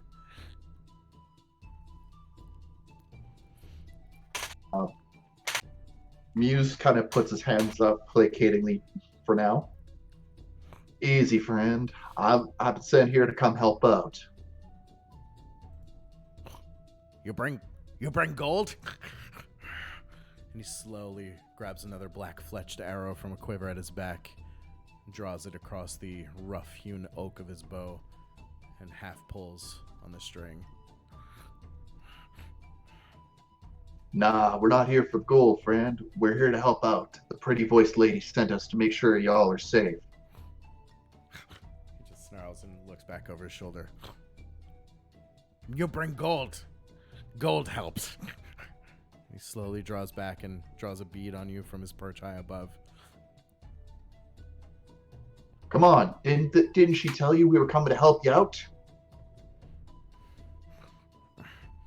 Something catches his attention for a moment over his shoulder, and he looks down the shaft of his arrow. Nobody tell nothing. You mean she didn't say Chiron of the Bloody Scarves was coming to help out? The town's starting to rally guards. The pretty voiced lady said that you may need some extra muscle, so me and my crew here help out. Who amongst you who doesn't speak Goblin? I know Cloud speaks Goblin. I don't. Glitter and Drogon. Okay, he yells back over his shoulder something in Goblin. Cloud, you and Muse can pick out something about like new orders. We didn't hear anything about bandits. Who are bloody scarves? He lifts the bow again. He's like, right. Go ahead and roll a persuasion check for me with advantage, please. Hell yeah. Nice. Yes. Of course. Talk fast, Muse. Of course. Of course. We know. New guards. Yeah. Help. Right. That's right, friend. We're here to help out. He looks over his shoulder and he nods, his fangs bearing you pay new guard fee. Entrance fee. His arm grows tense as he holds the arrow locked. What's the fee, friend? Gold. 2,000 gold. You put in platform. You put in wood. And he points down towards the base of the tree where you see, or not the base of the tree, but he points over down from the platform that he's standing on. And you see a swinging, almost like a rough, ramshackle wood platform that's designed to lift up into the tree, creating access. I've got your fee right here. Now, friend, you know that the 2,000 gold is going to the pretty lady. How's she gonna feel if we have to tell her that the guards she brought in are getting charged double? No, but how about this? Muse pulls out Muse very slowly reaches to his pack and pulls out another one of the gold wind-up toys. How about this, friend? Instead of a new guard fee, how about I give you something instead? From the blood scarves to you. Blood scarves. He yells back. He's like, blood scarves rich. In Goblin. And he turns back. He's like, for how much? This little friend of mine is priceless, friend. He's all for you, and I'll throw a little bit of magic into it. This time it's going to be a little mouse. So as soon as I throw a little bit of power into it, its whiskers will start to kind of twitch up and down. It'll rub one of its ears, and it'll make a little chittering sound towards the goblin. It kind of relaxes the tensile pull on its bowstring, and he looks down. Okay. Yeah. Good. For me. All for you, friend. Okay. As a show of good faith from my gang to yours.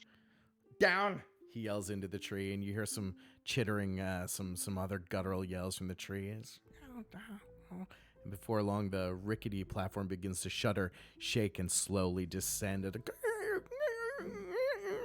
as the wooden wheel creaks against the dry hempen rope. And after a minute and a half, it softly just thuds to the ground on the grass below.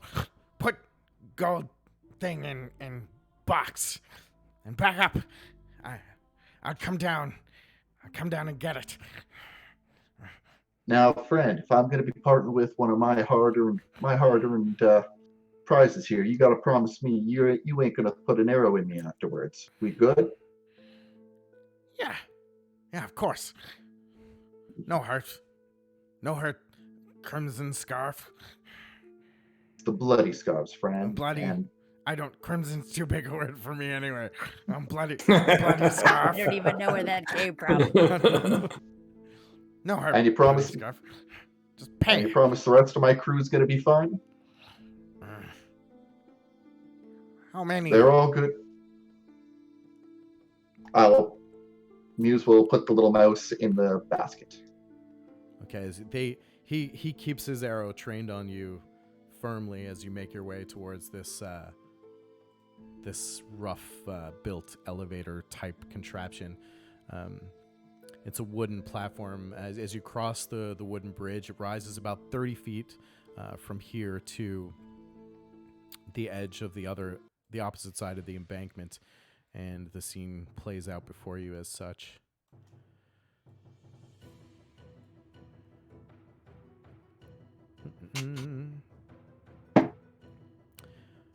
As you slowly make your way across the 30-foot expanse of this rickety bridge, it crosses the river, ending at the base of the enormous oak. While the bridge seems rickety, you kind of check it as you just slowly make your way across, hand outstretched with the little golden trinket clacking and clicking in your hand with its arcane infusion, bringing it to some semblance of unnatural life. You kind of check yourself as you make your way over the river, which rages and plummets about another 100 feet below you. So the river itself is slow moving, allowing you to kind of mark it as you cross it. You make your way all the way up to the wooden platform, which is attached to these ropes and this odd lever and pulley system, which is clearly used to prevent or manage access to and from the tree and the ground below. It's currently lowered, resting on the ground, and you slowly, as they are not even blinking, as they keep their arrows trained on you, you just lay it kind of humming and vibrating in the center of the platform. Back up! He backs up, puts his hands up, and then just takes a step backwards. Okay, the goblin releases the tension on his bow, slings it around its shoulder, and disappears into the foliage. For a moment, there's odd quiet and chittering. Kind of look over your shoulder just to check the location of your companions. In that moment, I'm going to go ahead and move Muse. Let's say you're going to be roughly here as you place that in the platform. What are? Yep. Let's go in order. Drogon, what are you doing? Is that like a gate past that way, or So is it just the bridge and a path that moves in? This is kind of the landing where this elevator comes down to the ground. It goes up into the lower limbs, which seem to be about 35, 45 feet elevated. Okay. The goblin over here that you can see is on a platform that's about 55 feet in the air. Okay. And he's just still watching us there. I'll stick next to Muse. Okay. And Go ahead and move up. Move me up with him. Cloud and Glitter Bomb.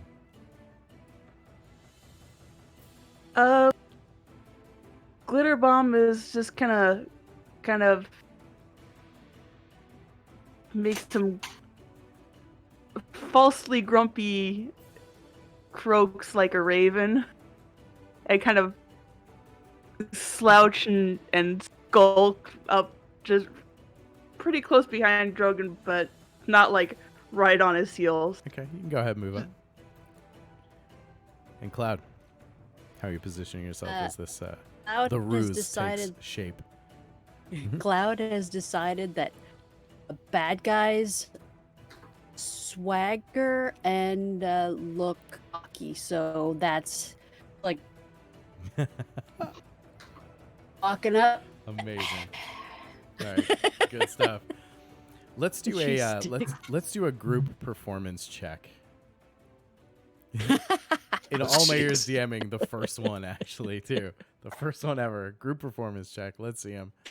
As Muse awesome. now backs away, and Muse, you take comfort almost with the sensation that your companions are now starting to close the area around you, as this machined wood begins to creak against itself, and the platform slowly begins to rise. I think that's valid, as Cloud like puffs up and like over jocks this march forward. She's just like Think so. nose high in the air. The rest of you are kind of like hunched over, looking bad. Even Glitter Bomb is really settled into the silt and dirt that she's kind of grimed up with, trying to be kind of like a low level, like lowbrow hench person. And then there's Cloud, who's just like prominently just like the classic overactor, just kind of making her way up the rear, tail swinging and like brushing in the waist high grass Does that menacingly. And before long, the platform reaches its top and comes to a halt. After another moment of tense, almost eerie silence, chittering begins in the upper limbs. You hear distinctly 8 to 10 other voices before the goblin appears in the light on the platform high above you and to the north and east again. That's familiar telltale creak of the bow as the string is pulled taut. He says, a little short, friend. Need more. And he looks over his shoulders. Yeah, magic weapons too.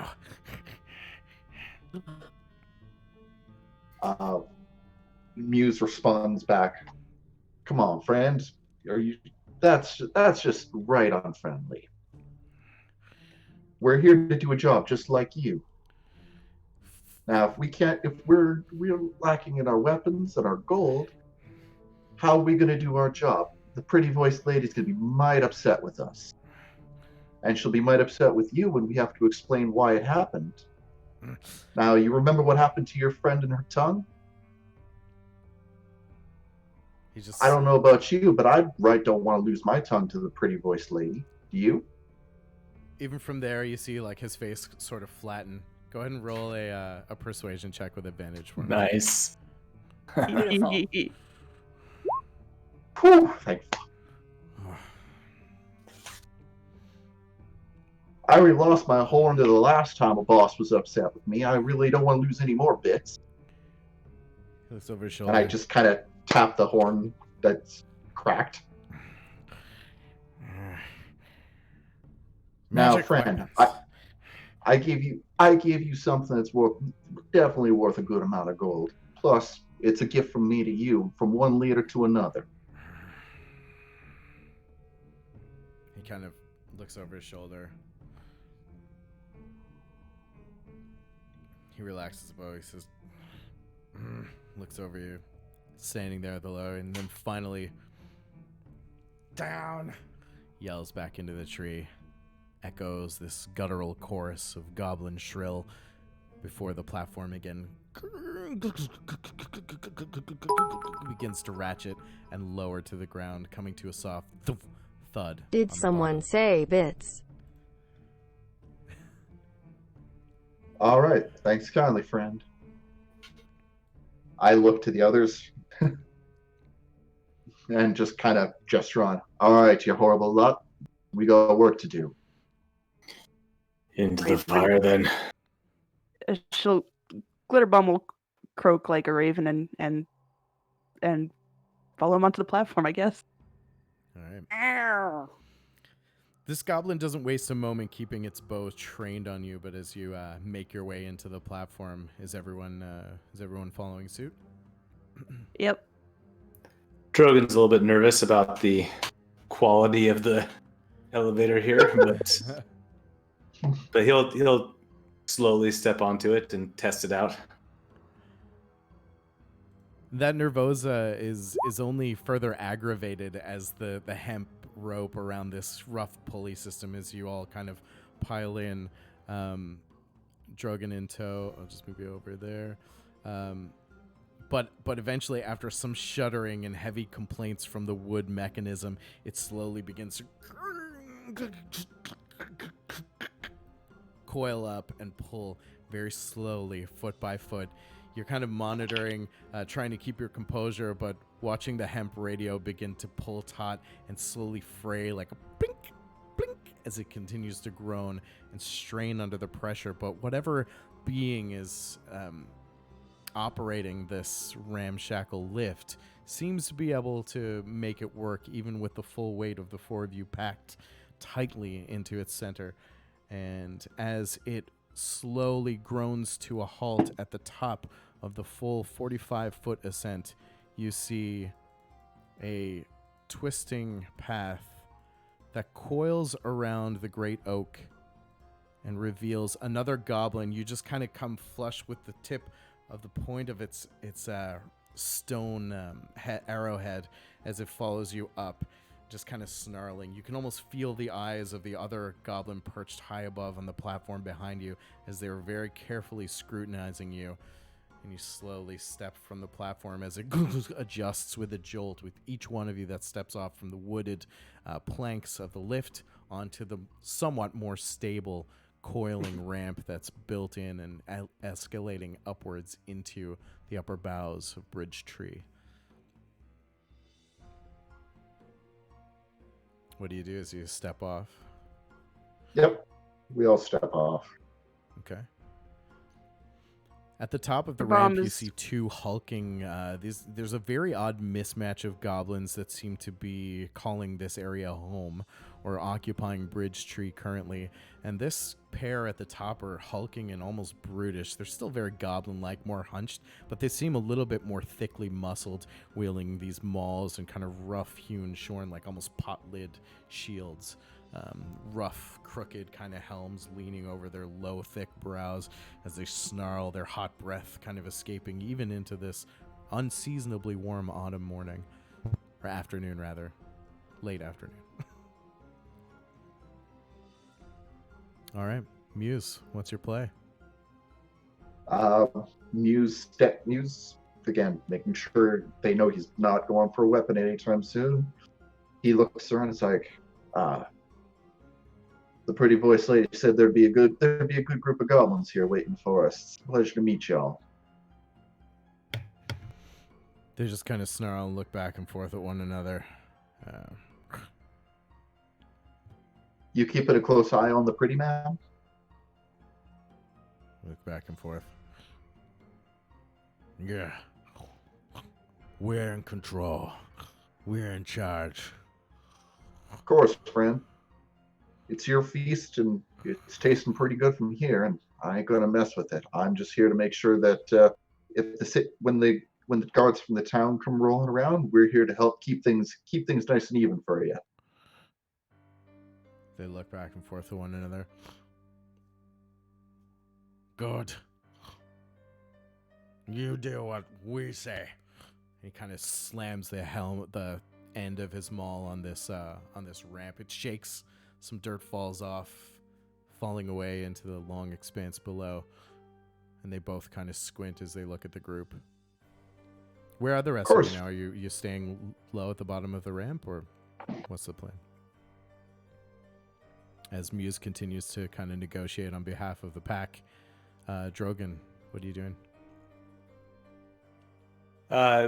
Looking around for Devin. Okay. And counting goblins. Okay. Why don't you roll a perception check for me, please? Clab, what are you doing at this time? That's what I was thinking. Trying to figure out how many goblins there are here. Okay. I'm basically just following Muse's. I'm not going to go past the point where he is or anything. Okay. Do you have keen senses, Tabaxi?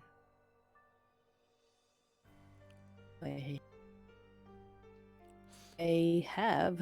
Either way, I'll give you advantage on this, but Drogon kind of leading the charge as you slowly, you're kind of taking advantage of the momentary occupation of the goblin's attention that Muse seems to have absorbed to just kind of look around, take a look through the trees. As best you can tell, there's the goblin who's right next to you with an arrow pointed at your face. There's certainly the archer that you left on the perch high above that makes for two. There are these two hulking brutes before you, and you're watching as they kind of look over their shoulders and where they're calling out when they're yelling commands back and forth. You know, there's at least one on a platform a little bit further to the south and west. And the archer on the pack that you just left behind was definitely communicating closely with someone there. And you heard about 8 other distinct voices in total. At best you can tell, you're guessing somewhere between 8 to a dozen. And I don't know if that makes you more or less settled, but the action continues to play out before you. The goblins kind of gesture towards Muse, and they're like, well then, you won't get anywhere standing down there. You got it, friend, but where can me and my crew be best useful to y'all? You seek passage through the tree? Well, most of me and my friends here, we're all a good bunch of spell slingers, so we'd be best high up. We can definitely snipe those guards off before they get even close to you, the rest of y'all. Spell slinger. Legarg. Legarg. You'll meet Garg. He is like you. Come. I lead the rest to come along. Okay. This goblin's kind of gesturing towards you, and as you slowly gain some more stability in your footsteps now, a little bit more confident in your portrayal of these roadside bandits sent to bolster the guard of Bridgetree on behalf of the pretty lady and the captive fancy man, as you make your way up the ramp. And just as everyone's starting to kind of feel good about the what you're presenting here, the last orc who kind of stands behind puts a thick hand out and just like pads you on the chest, Muse, and stops you and says, passage. And he kind of gives you an expectant, open-handed gesture. It's not free. Have to pay bills. Bills, you say, friend? Yeah. Well, it's me and my friends here. We're a bunch of simple low-end bandits, but the pretty voice ladies come up for or compensate us nicely for our time. How about we cut you in for 25% of what she's given us at the end of the day? The one who's leading you up the ramp stops and kind of feels foolish for not thinking about this, and he just kind of smiles. And the brutish one, who seems to be demanding further payments, says, how much? Well, y'all are getting 2,000 gold for the fancy man, right? They look back and forth. Yeah. Well, fancy ladies promised us 500 for our time. So how about this? 100 gold. 100 gold of that is yours, and we'll split some of my flask of ale before this is all said and done. They sort of stop and close around you, these two, and they flank you, and they say, half now. And don't tell Garg. Well, friend, unfortunately, the pretty voiced lady says she pays us when the job is done. So how about this? My honor is a bloodied scarf that you get your money when it's done. He shoves a thick finger into his companion. He says, I told you she had more money, more pay. We've been cheated. And they start to kind of like argue back and forth like, well, I don't know. I just, gold is gold. And they kind of get caught up in their own back and forth about the pretty lady. Their attention now turned to how cheated they are that you're getting paid so handsomely. And they're like, oh, just because we're goblins. And they kind of ramble on. Muse kind of, or I guess Chiron for now, puts his hands up. Friends. Now, I understand you all feel a little cheated, so how about this? We'll split our gold down the middle, 250 for y'all. How's that? I feel right awful if you guys got cheated out of your hard work. Yeah, hard work. He just kind of elbows his companion. Yeah, half now. Chiron shakes. Muse, of course, shakes his head. Well, friend, the pretty lady promises us that we get paid once the fancy man's traded off. So again, on my word as a bloody scarf, you get your money when we do. And not only that, you're not only getting just 100 out of us, you're getting 250. Now imagine how long that would last for all y'all and your friends up here. What? What's going on? You hear from the platform as the archer kind of trains his arrow on you. These two, like, brutish goblins look back and forth at each other, and they just wave him off. Friend of Garg! Friend of Garg! The archer kind of relaxes his bow a little bit and turns his purview back out towards the bridge below. They kind of lean in close to you. Like, don't tell anyone. Goblins. And he kind of waves a finger back upwards at the tree. Too greedy. No trust. We Muse nods. Of trust. course, friend. The boss is always called the shot, right? Yeah, boss. Yeah, boss. Okay. So, so Muse looks at two goblins. So we got an accord, friend. Y'all get paid $250 once this is all said and done. Yeah. You meet Garg. And they kind of start to trudge up the ramp a little bit. And they kind of stop and motion for you to follow. I gesture to the rest of them. Okay.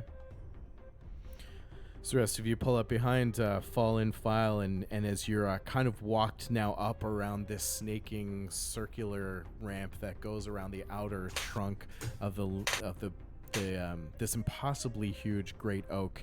It continues to rise and thin in various spaces. You have to kind of flatten against the branch and shimmy by. Pretty serviceable for smaller folk like the goblins that remain resident here, but fairly difficult for the rest of you to traverse. And as you make your way continuously upward, you see two more of these hulking brutes kind of manning other stations. For the time being, they seem to be buying into your act, and you are otherwise unharassed as you make your way through most of the tree, and it blossoms into this expanse, these low-hanging, diving limbs, and through them these platforms that are woven. Muse, you take note of one that seems to be suspended by some arcanic force that doesn't seem to be attached by anything, but otherwise all these platforms interconnected by zip lines and drop ropes that hang all the way down, in some cases almost 100 feet to the ground. You're getting very high now as you kind of work your jaw to crack out the pressure that's building in your head. And before long, you approach a large platform that is about halfway up, 55 odd feet from the nearest. And let me just give you a quick reveal here.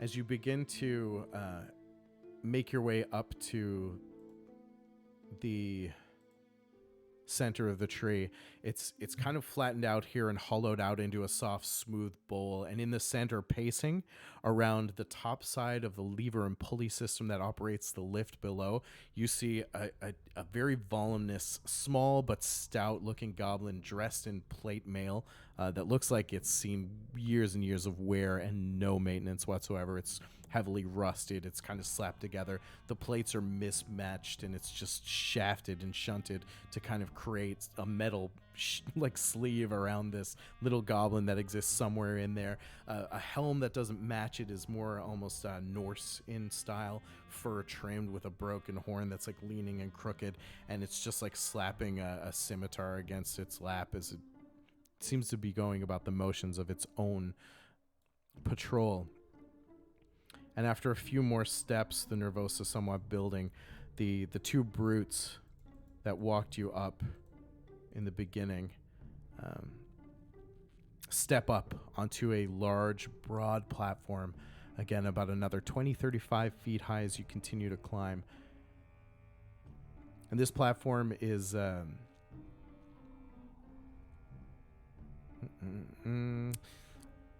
It's a large, rough platform that is the biggest of all that you've seen so far on your brief little tour through Bridge Tree here. And the large, rough platform seems to be holding a small trove of supplies that are gathered and stuffed up, presumably the spoils of occupying this impassable route through Bridge Tree from the plateau below and the cliffside beyond. There are wooden crates, a few barrels, and some hempen sacks. Beyond that, though, you see a short bridge. It seems just barely sturdy enough to allow travel to the other end and the top side of the cliff that gives Bridge Tree its name, the whole thing functioning as a vertical bridge upward. It's made with the same craftsmanship as the other ones, as best you can tell, and it's swaying slightly, these suspension-style bridges. It also has the added element of being a full 65 feet from the nearest drop as the cascading cliff side dives below. A mere 10 feet across, you see another large, kind of weirdly plated, knightly-looking goblin that kind of stands up off a small stoop with his scimitar in hand and stops, says, "Halt!" And behind him, peering over the shoulder, you see a dark robe-clad hovel of a creature that has goblin-like features and small hands, gnarled hands that reach out and place on top of a pommeled staff. "We bring backup, friends of Garg." And they look back and forth, kind of smiling. The plated goblin turns around and looks over its shoulder as this small, hunched, robed figure steps forward. You can almost sense arcane energy beginning to build around it. And it whispers into the air of the plate-clad goblin. In broken common, he says, You let them through? Yeah, they're work for a pretty lady like us." And he leans in, he's like, "Very rich." You kind of watch this play out. The knight leans back. The robed figure again whispers in its ear, turns back. "Idiots! We accept no company."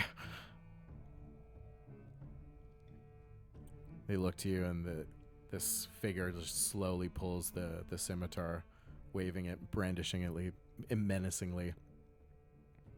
But the cloaked figure puts a hand on his arm, steps forward in a hissing voice, which is almost quiet and yet voluminous at the same time. "Why are you here?" Muse. Muse, again, continuing his act, he opens his arms up and he opens his hands, showing he's got no weapons. "Well, friend, I'm Kion with the Bloody Scarves. The pretty voiced lady heard rumors that there's guards that are getting rallied up around town to come take back the fancy man. She figured y'all could use a little extra help. So me and my crew are here to assist you. Y'all get the credit for whatever you do. We're just here to help make you look pretty." "Whose order?" "The lady with the pretty voice, the Nightingale." "Describe her." "Well, you see, friend, that's where it gets a little tricky because she's just talked to us through conduits. You know those magical stones?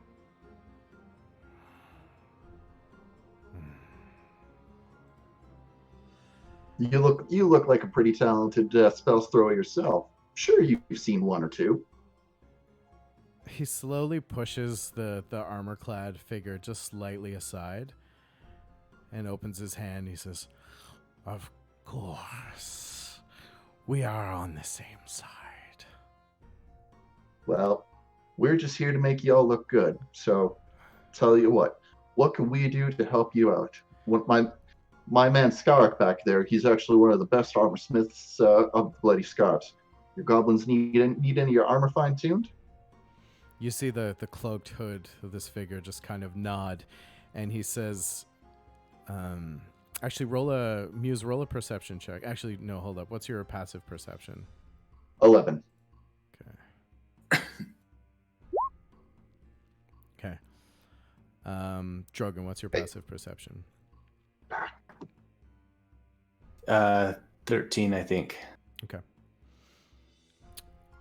Yep, 13. He seems to rub his hands together slowly as he considers your offer, and Muse. I'll get you to roll a wisdom saving throw for me, please. Crap.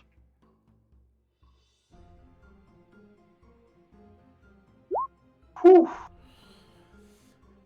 As Drogon, you just see a glint of metal as this creature slides into a gnarled hand, a small silver coin, and as its middle finger courses over it, it vanishes into air, and you almost feel a light breeze kind of flow forward and encircle you.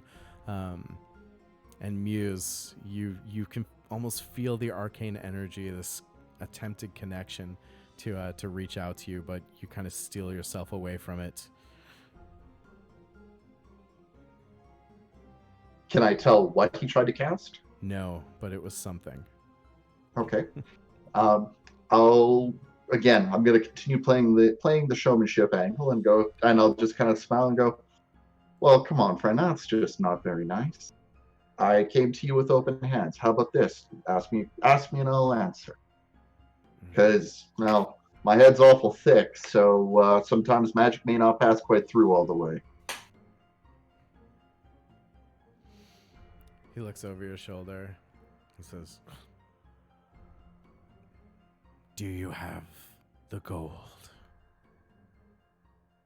Well, we got promised by the pretty voiced lady we get paid once the fancy man's picked up. I'd be more than happy to cut you in for a little extra for the respect you're giving us. See the bloody scarves? We're looking to make a good name for ourselves out here. We just drifted out, so we'd be more than happy to show respect to the betters. He kind of, as Cloud and Glitterbomb come into view, this creature surveys the last of you, puts a finger up to his lip, as best you can tell in this dark, shaded shroud that's created by its hood. And it points towards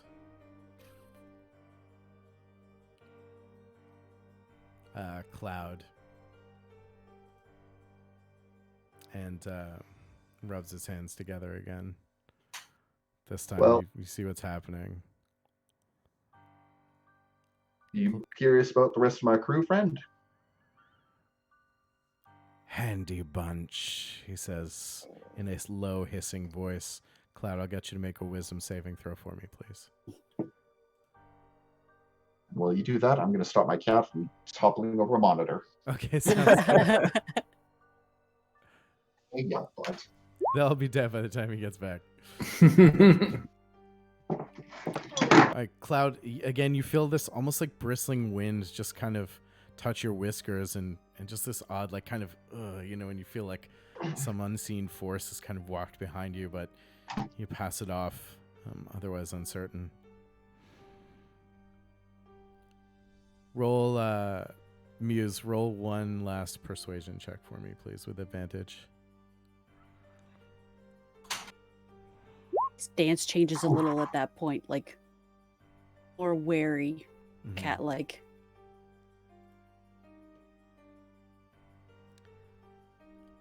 I'm sorry, Muse. It's going to be a deception check, but because I didn't call that, I'll let you keep the roll if you like, or you can re-roll it.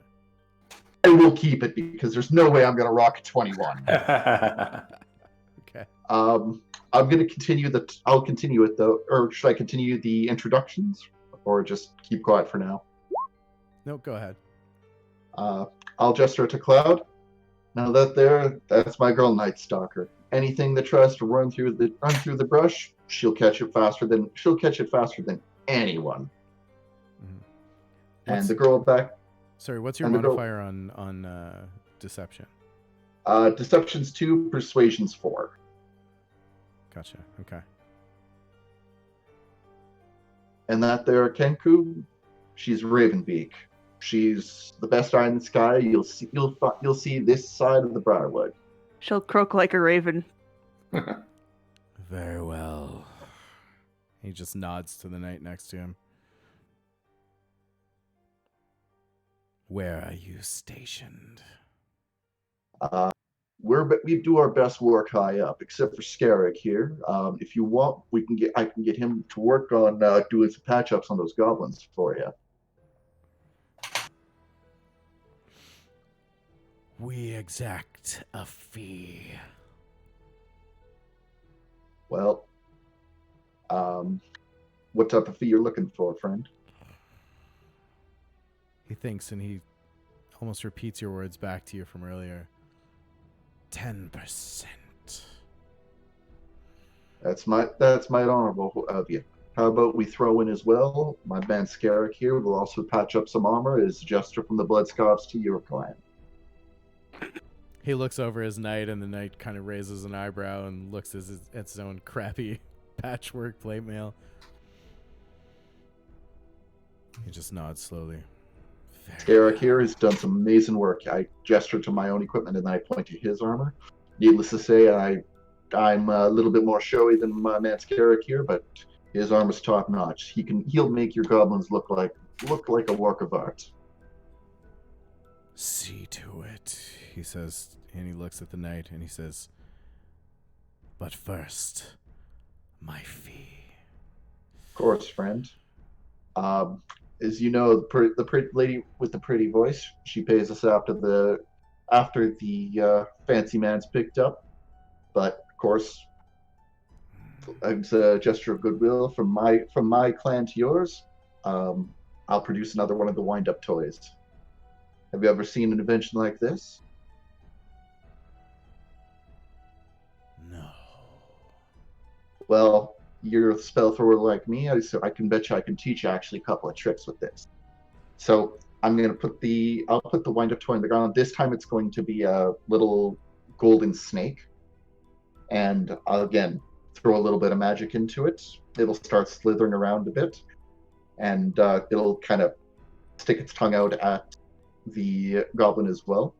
How about when all this hostage business or fancy man business is said and done?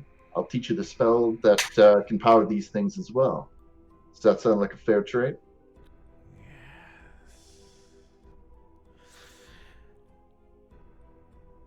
I need operating costs. Well, you can either keep that for yourself, my friend, or you can definitely sell it for a pretty penny. For the first Or time, pretty he common. lowers the cowl on his robe, and you just see this angular, kind of pockmarked grayish-green skin, wisps of dark hair that fall just loosely around its bony shoulders, and it reaches forward with a gnarled hand, one hand still in the pommel of its staff.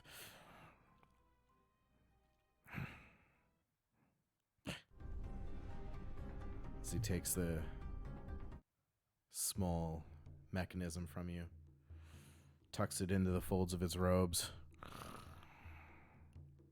Very well. He points at the knight. He's like, see to it. And then leads in, and then Goblin says, watch them closely. I will let our cohort know. And he nods at you, the rest of you, and then slowly turns around and begins to mark his way across the rickety suspension bridge, which teeters and sways as he steps on it, yet his cant is arrow straight and even as he walks across to the plateau and begins to continue. Muse sticks his hand up for a second. One moment, friend. He stops and looks over his shoulder, wispy black hair curling around its neck. What? So, of course, just want to make it all nice and official because we're both spell throwers. You know by the laws of the ancient arts that by accepting that, you and I have an accord and that we work together. We good? He turns and continues to walk away, and with a hand over his shoulder, he says, fine. Because, of course, you know just as well as I do that as a fellow spell thrower, breaking an oath like this means your magic's going to start to... Breaking an oath means you start to lose your magic. Roll a deception check. Please tell me I can do this with advantage just for the amount of utter bullshit you Okay, I'll give you advantage on this. Playing this up hard. There you go. Okay. Oh, thank God. He turns around and, like, with lightning quick reflexes and alarming acuity for someone of his stature and shape, he whips around, the staff pointing at you straight, whip straight, and he says, of course I know.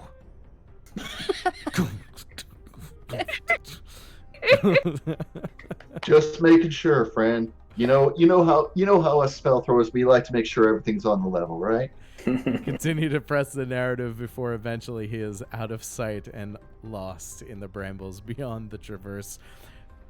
Following from Bridge Tree into the Cormanthor Deep. As you turn around with a slow but intent breath of relief, only to you and your companions, as you turn around, there stands before you the knight who looks up and holds out sheepishly his tattered plate armor. Deception boost. And that's where we'll end our session for tonight. Oh, my dear God. That was Top so of stressful. Bridge Tree. Ugh. Oh.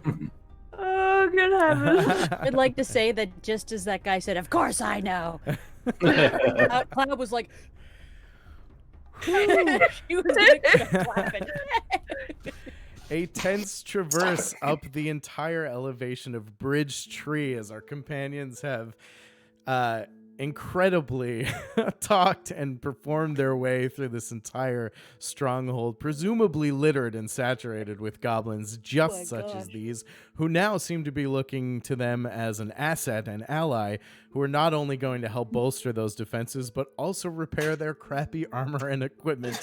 Yeah. What will happen next time, we'll have to see in 2 weeks right here on Shambazzle Games for the next session of DMsGuild Showcase Feature. So that happens every second Wednesday at 7 p.m. Eastern Standard Time. We're going to do some shout-outs in a little bit, but whew, I need a minute. So let's go around the table to introduce this incredible set of players and tabletop role-playing game aficionados. Let's go the opposite direction.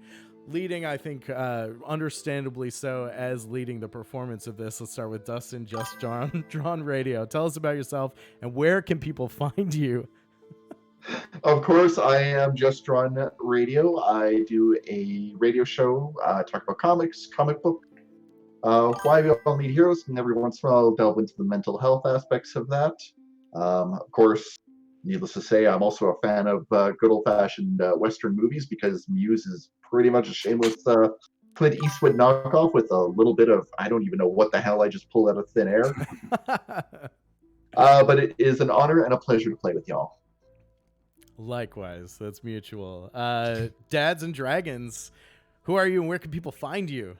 Yeah, find us on Twitter or wherever you get your podcasts from. Just search for Dads and Dragons and you'll find a great game that I play with my kids and teaching them D&D and trying to figure out the best way to do that with your own kids if you're interested in that.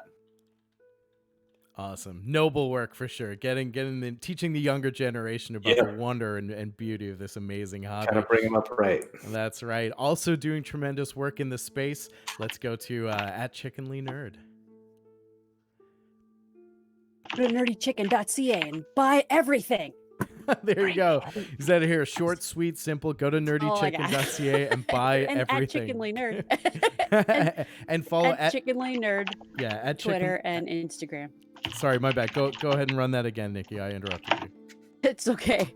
At Chickenly Nerd on Twitter and Instagram, and come follow me and hang out with me. I love it because what a great group of Twitterers I've managed to gather around me. I can't even say enough about how awesome this community is, and particularly the branch that you and I have landed in, Brad, for sure. Yes. In my unbiased opinion, I can definitely vouch for the amazing Unbiased, people that Nikki is surrounded by.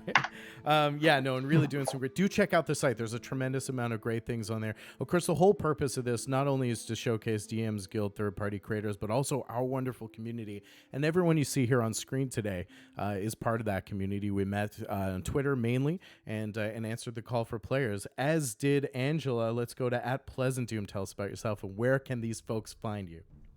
Well, they can find me on the Twitterverse at Pleasant Doom, like you said. Otherwise, they can find me where they find their podcasts with Dungeons, Dinings, and Dorks, where we often mess up our own title. Amazing. Practice makes perfect.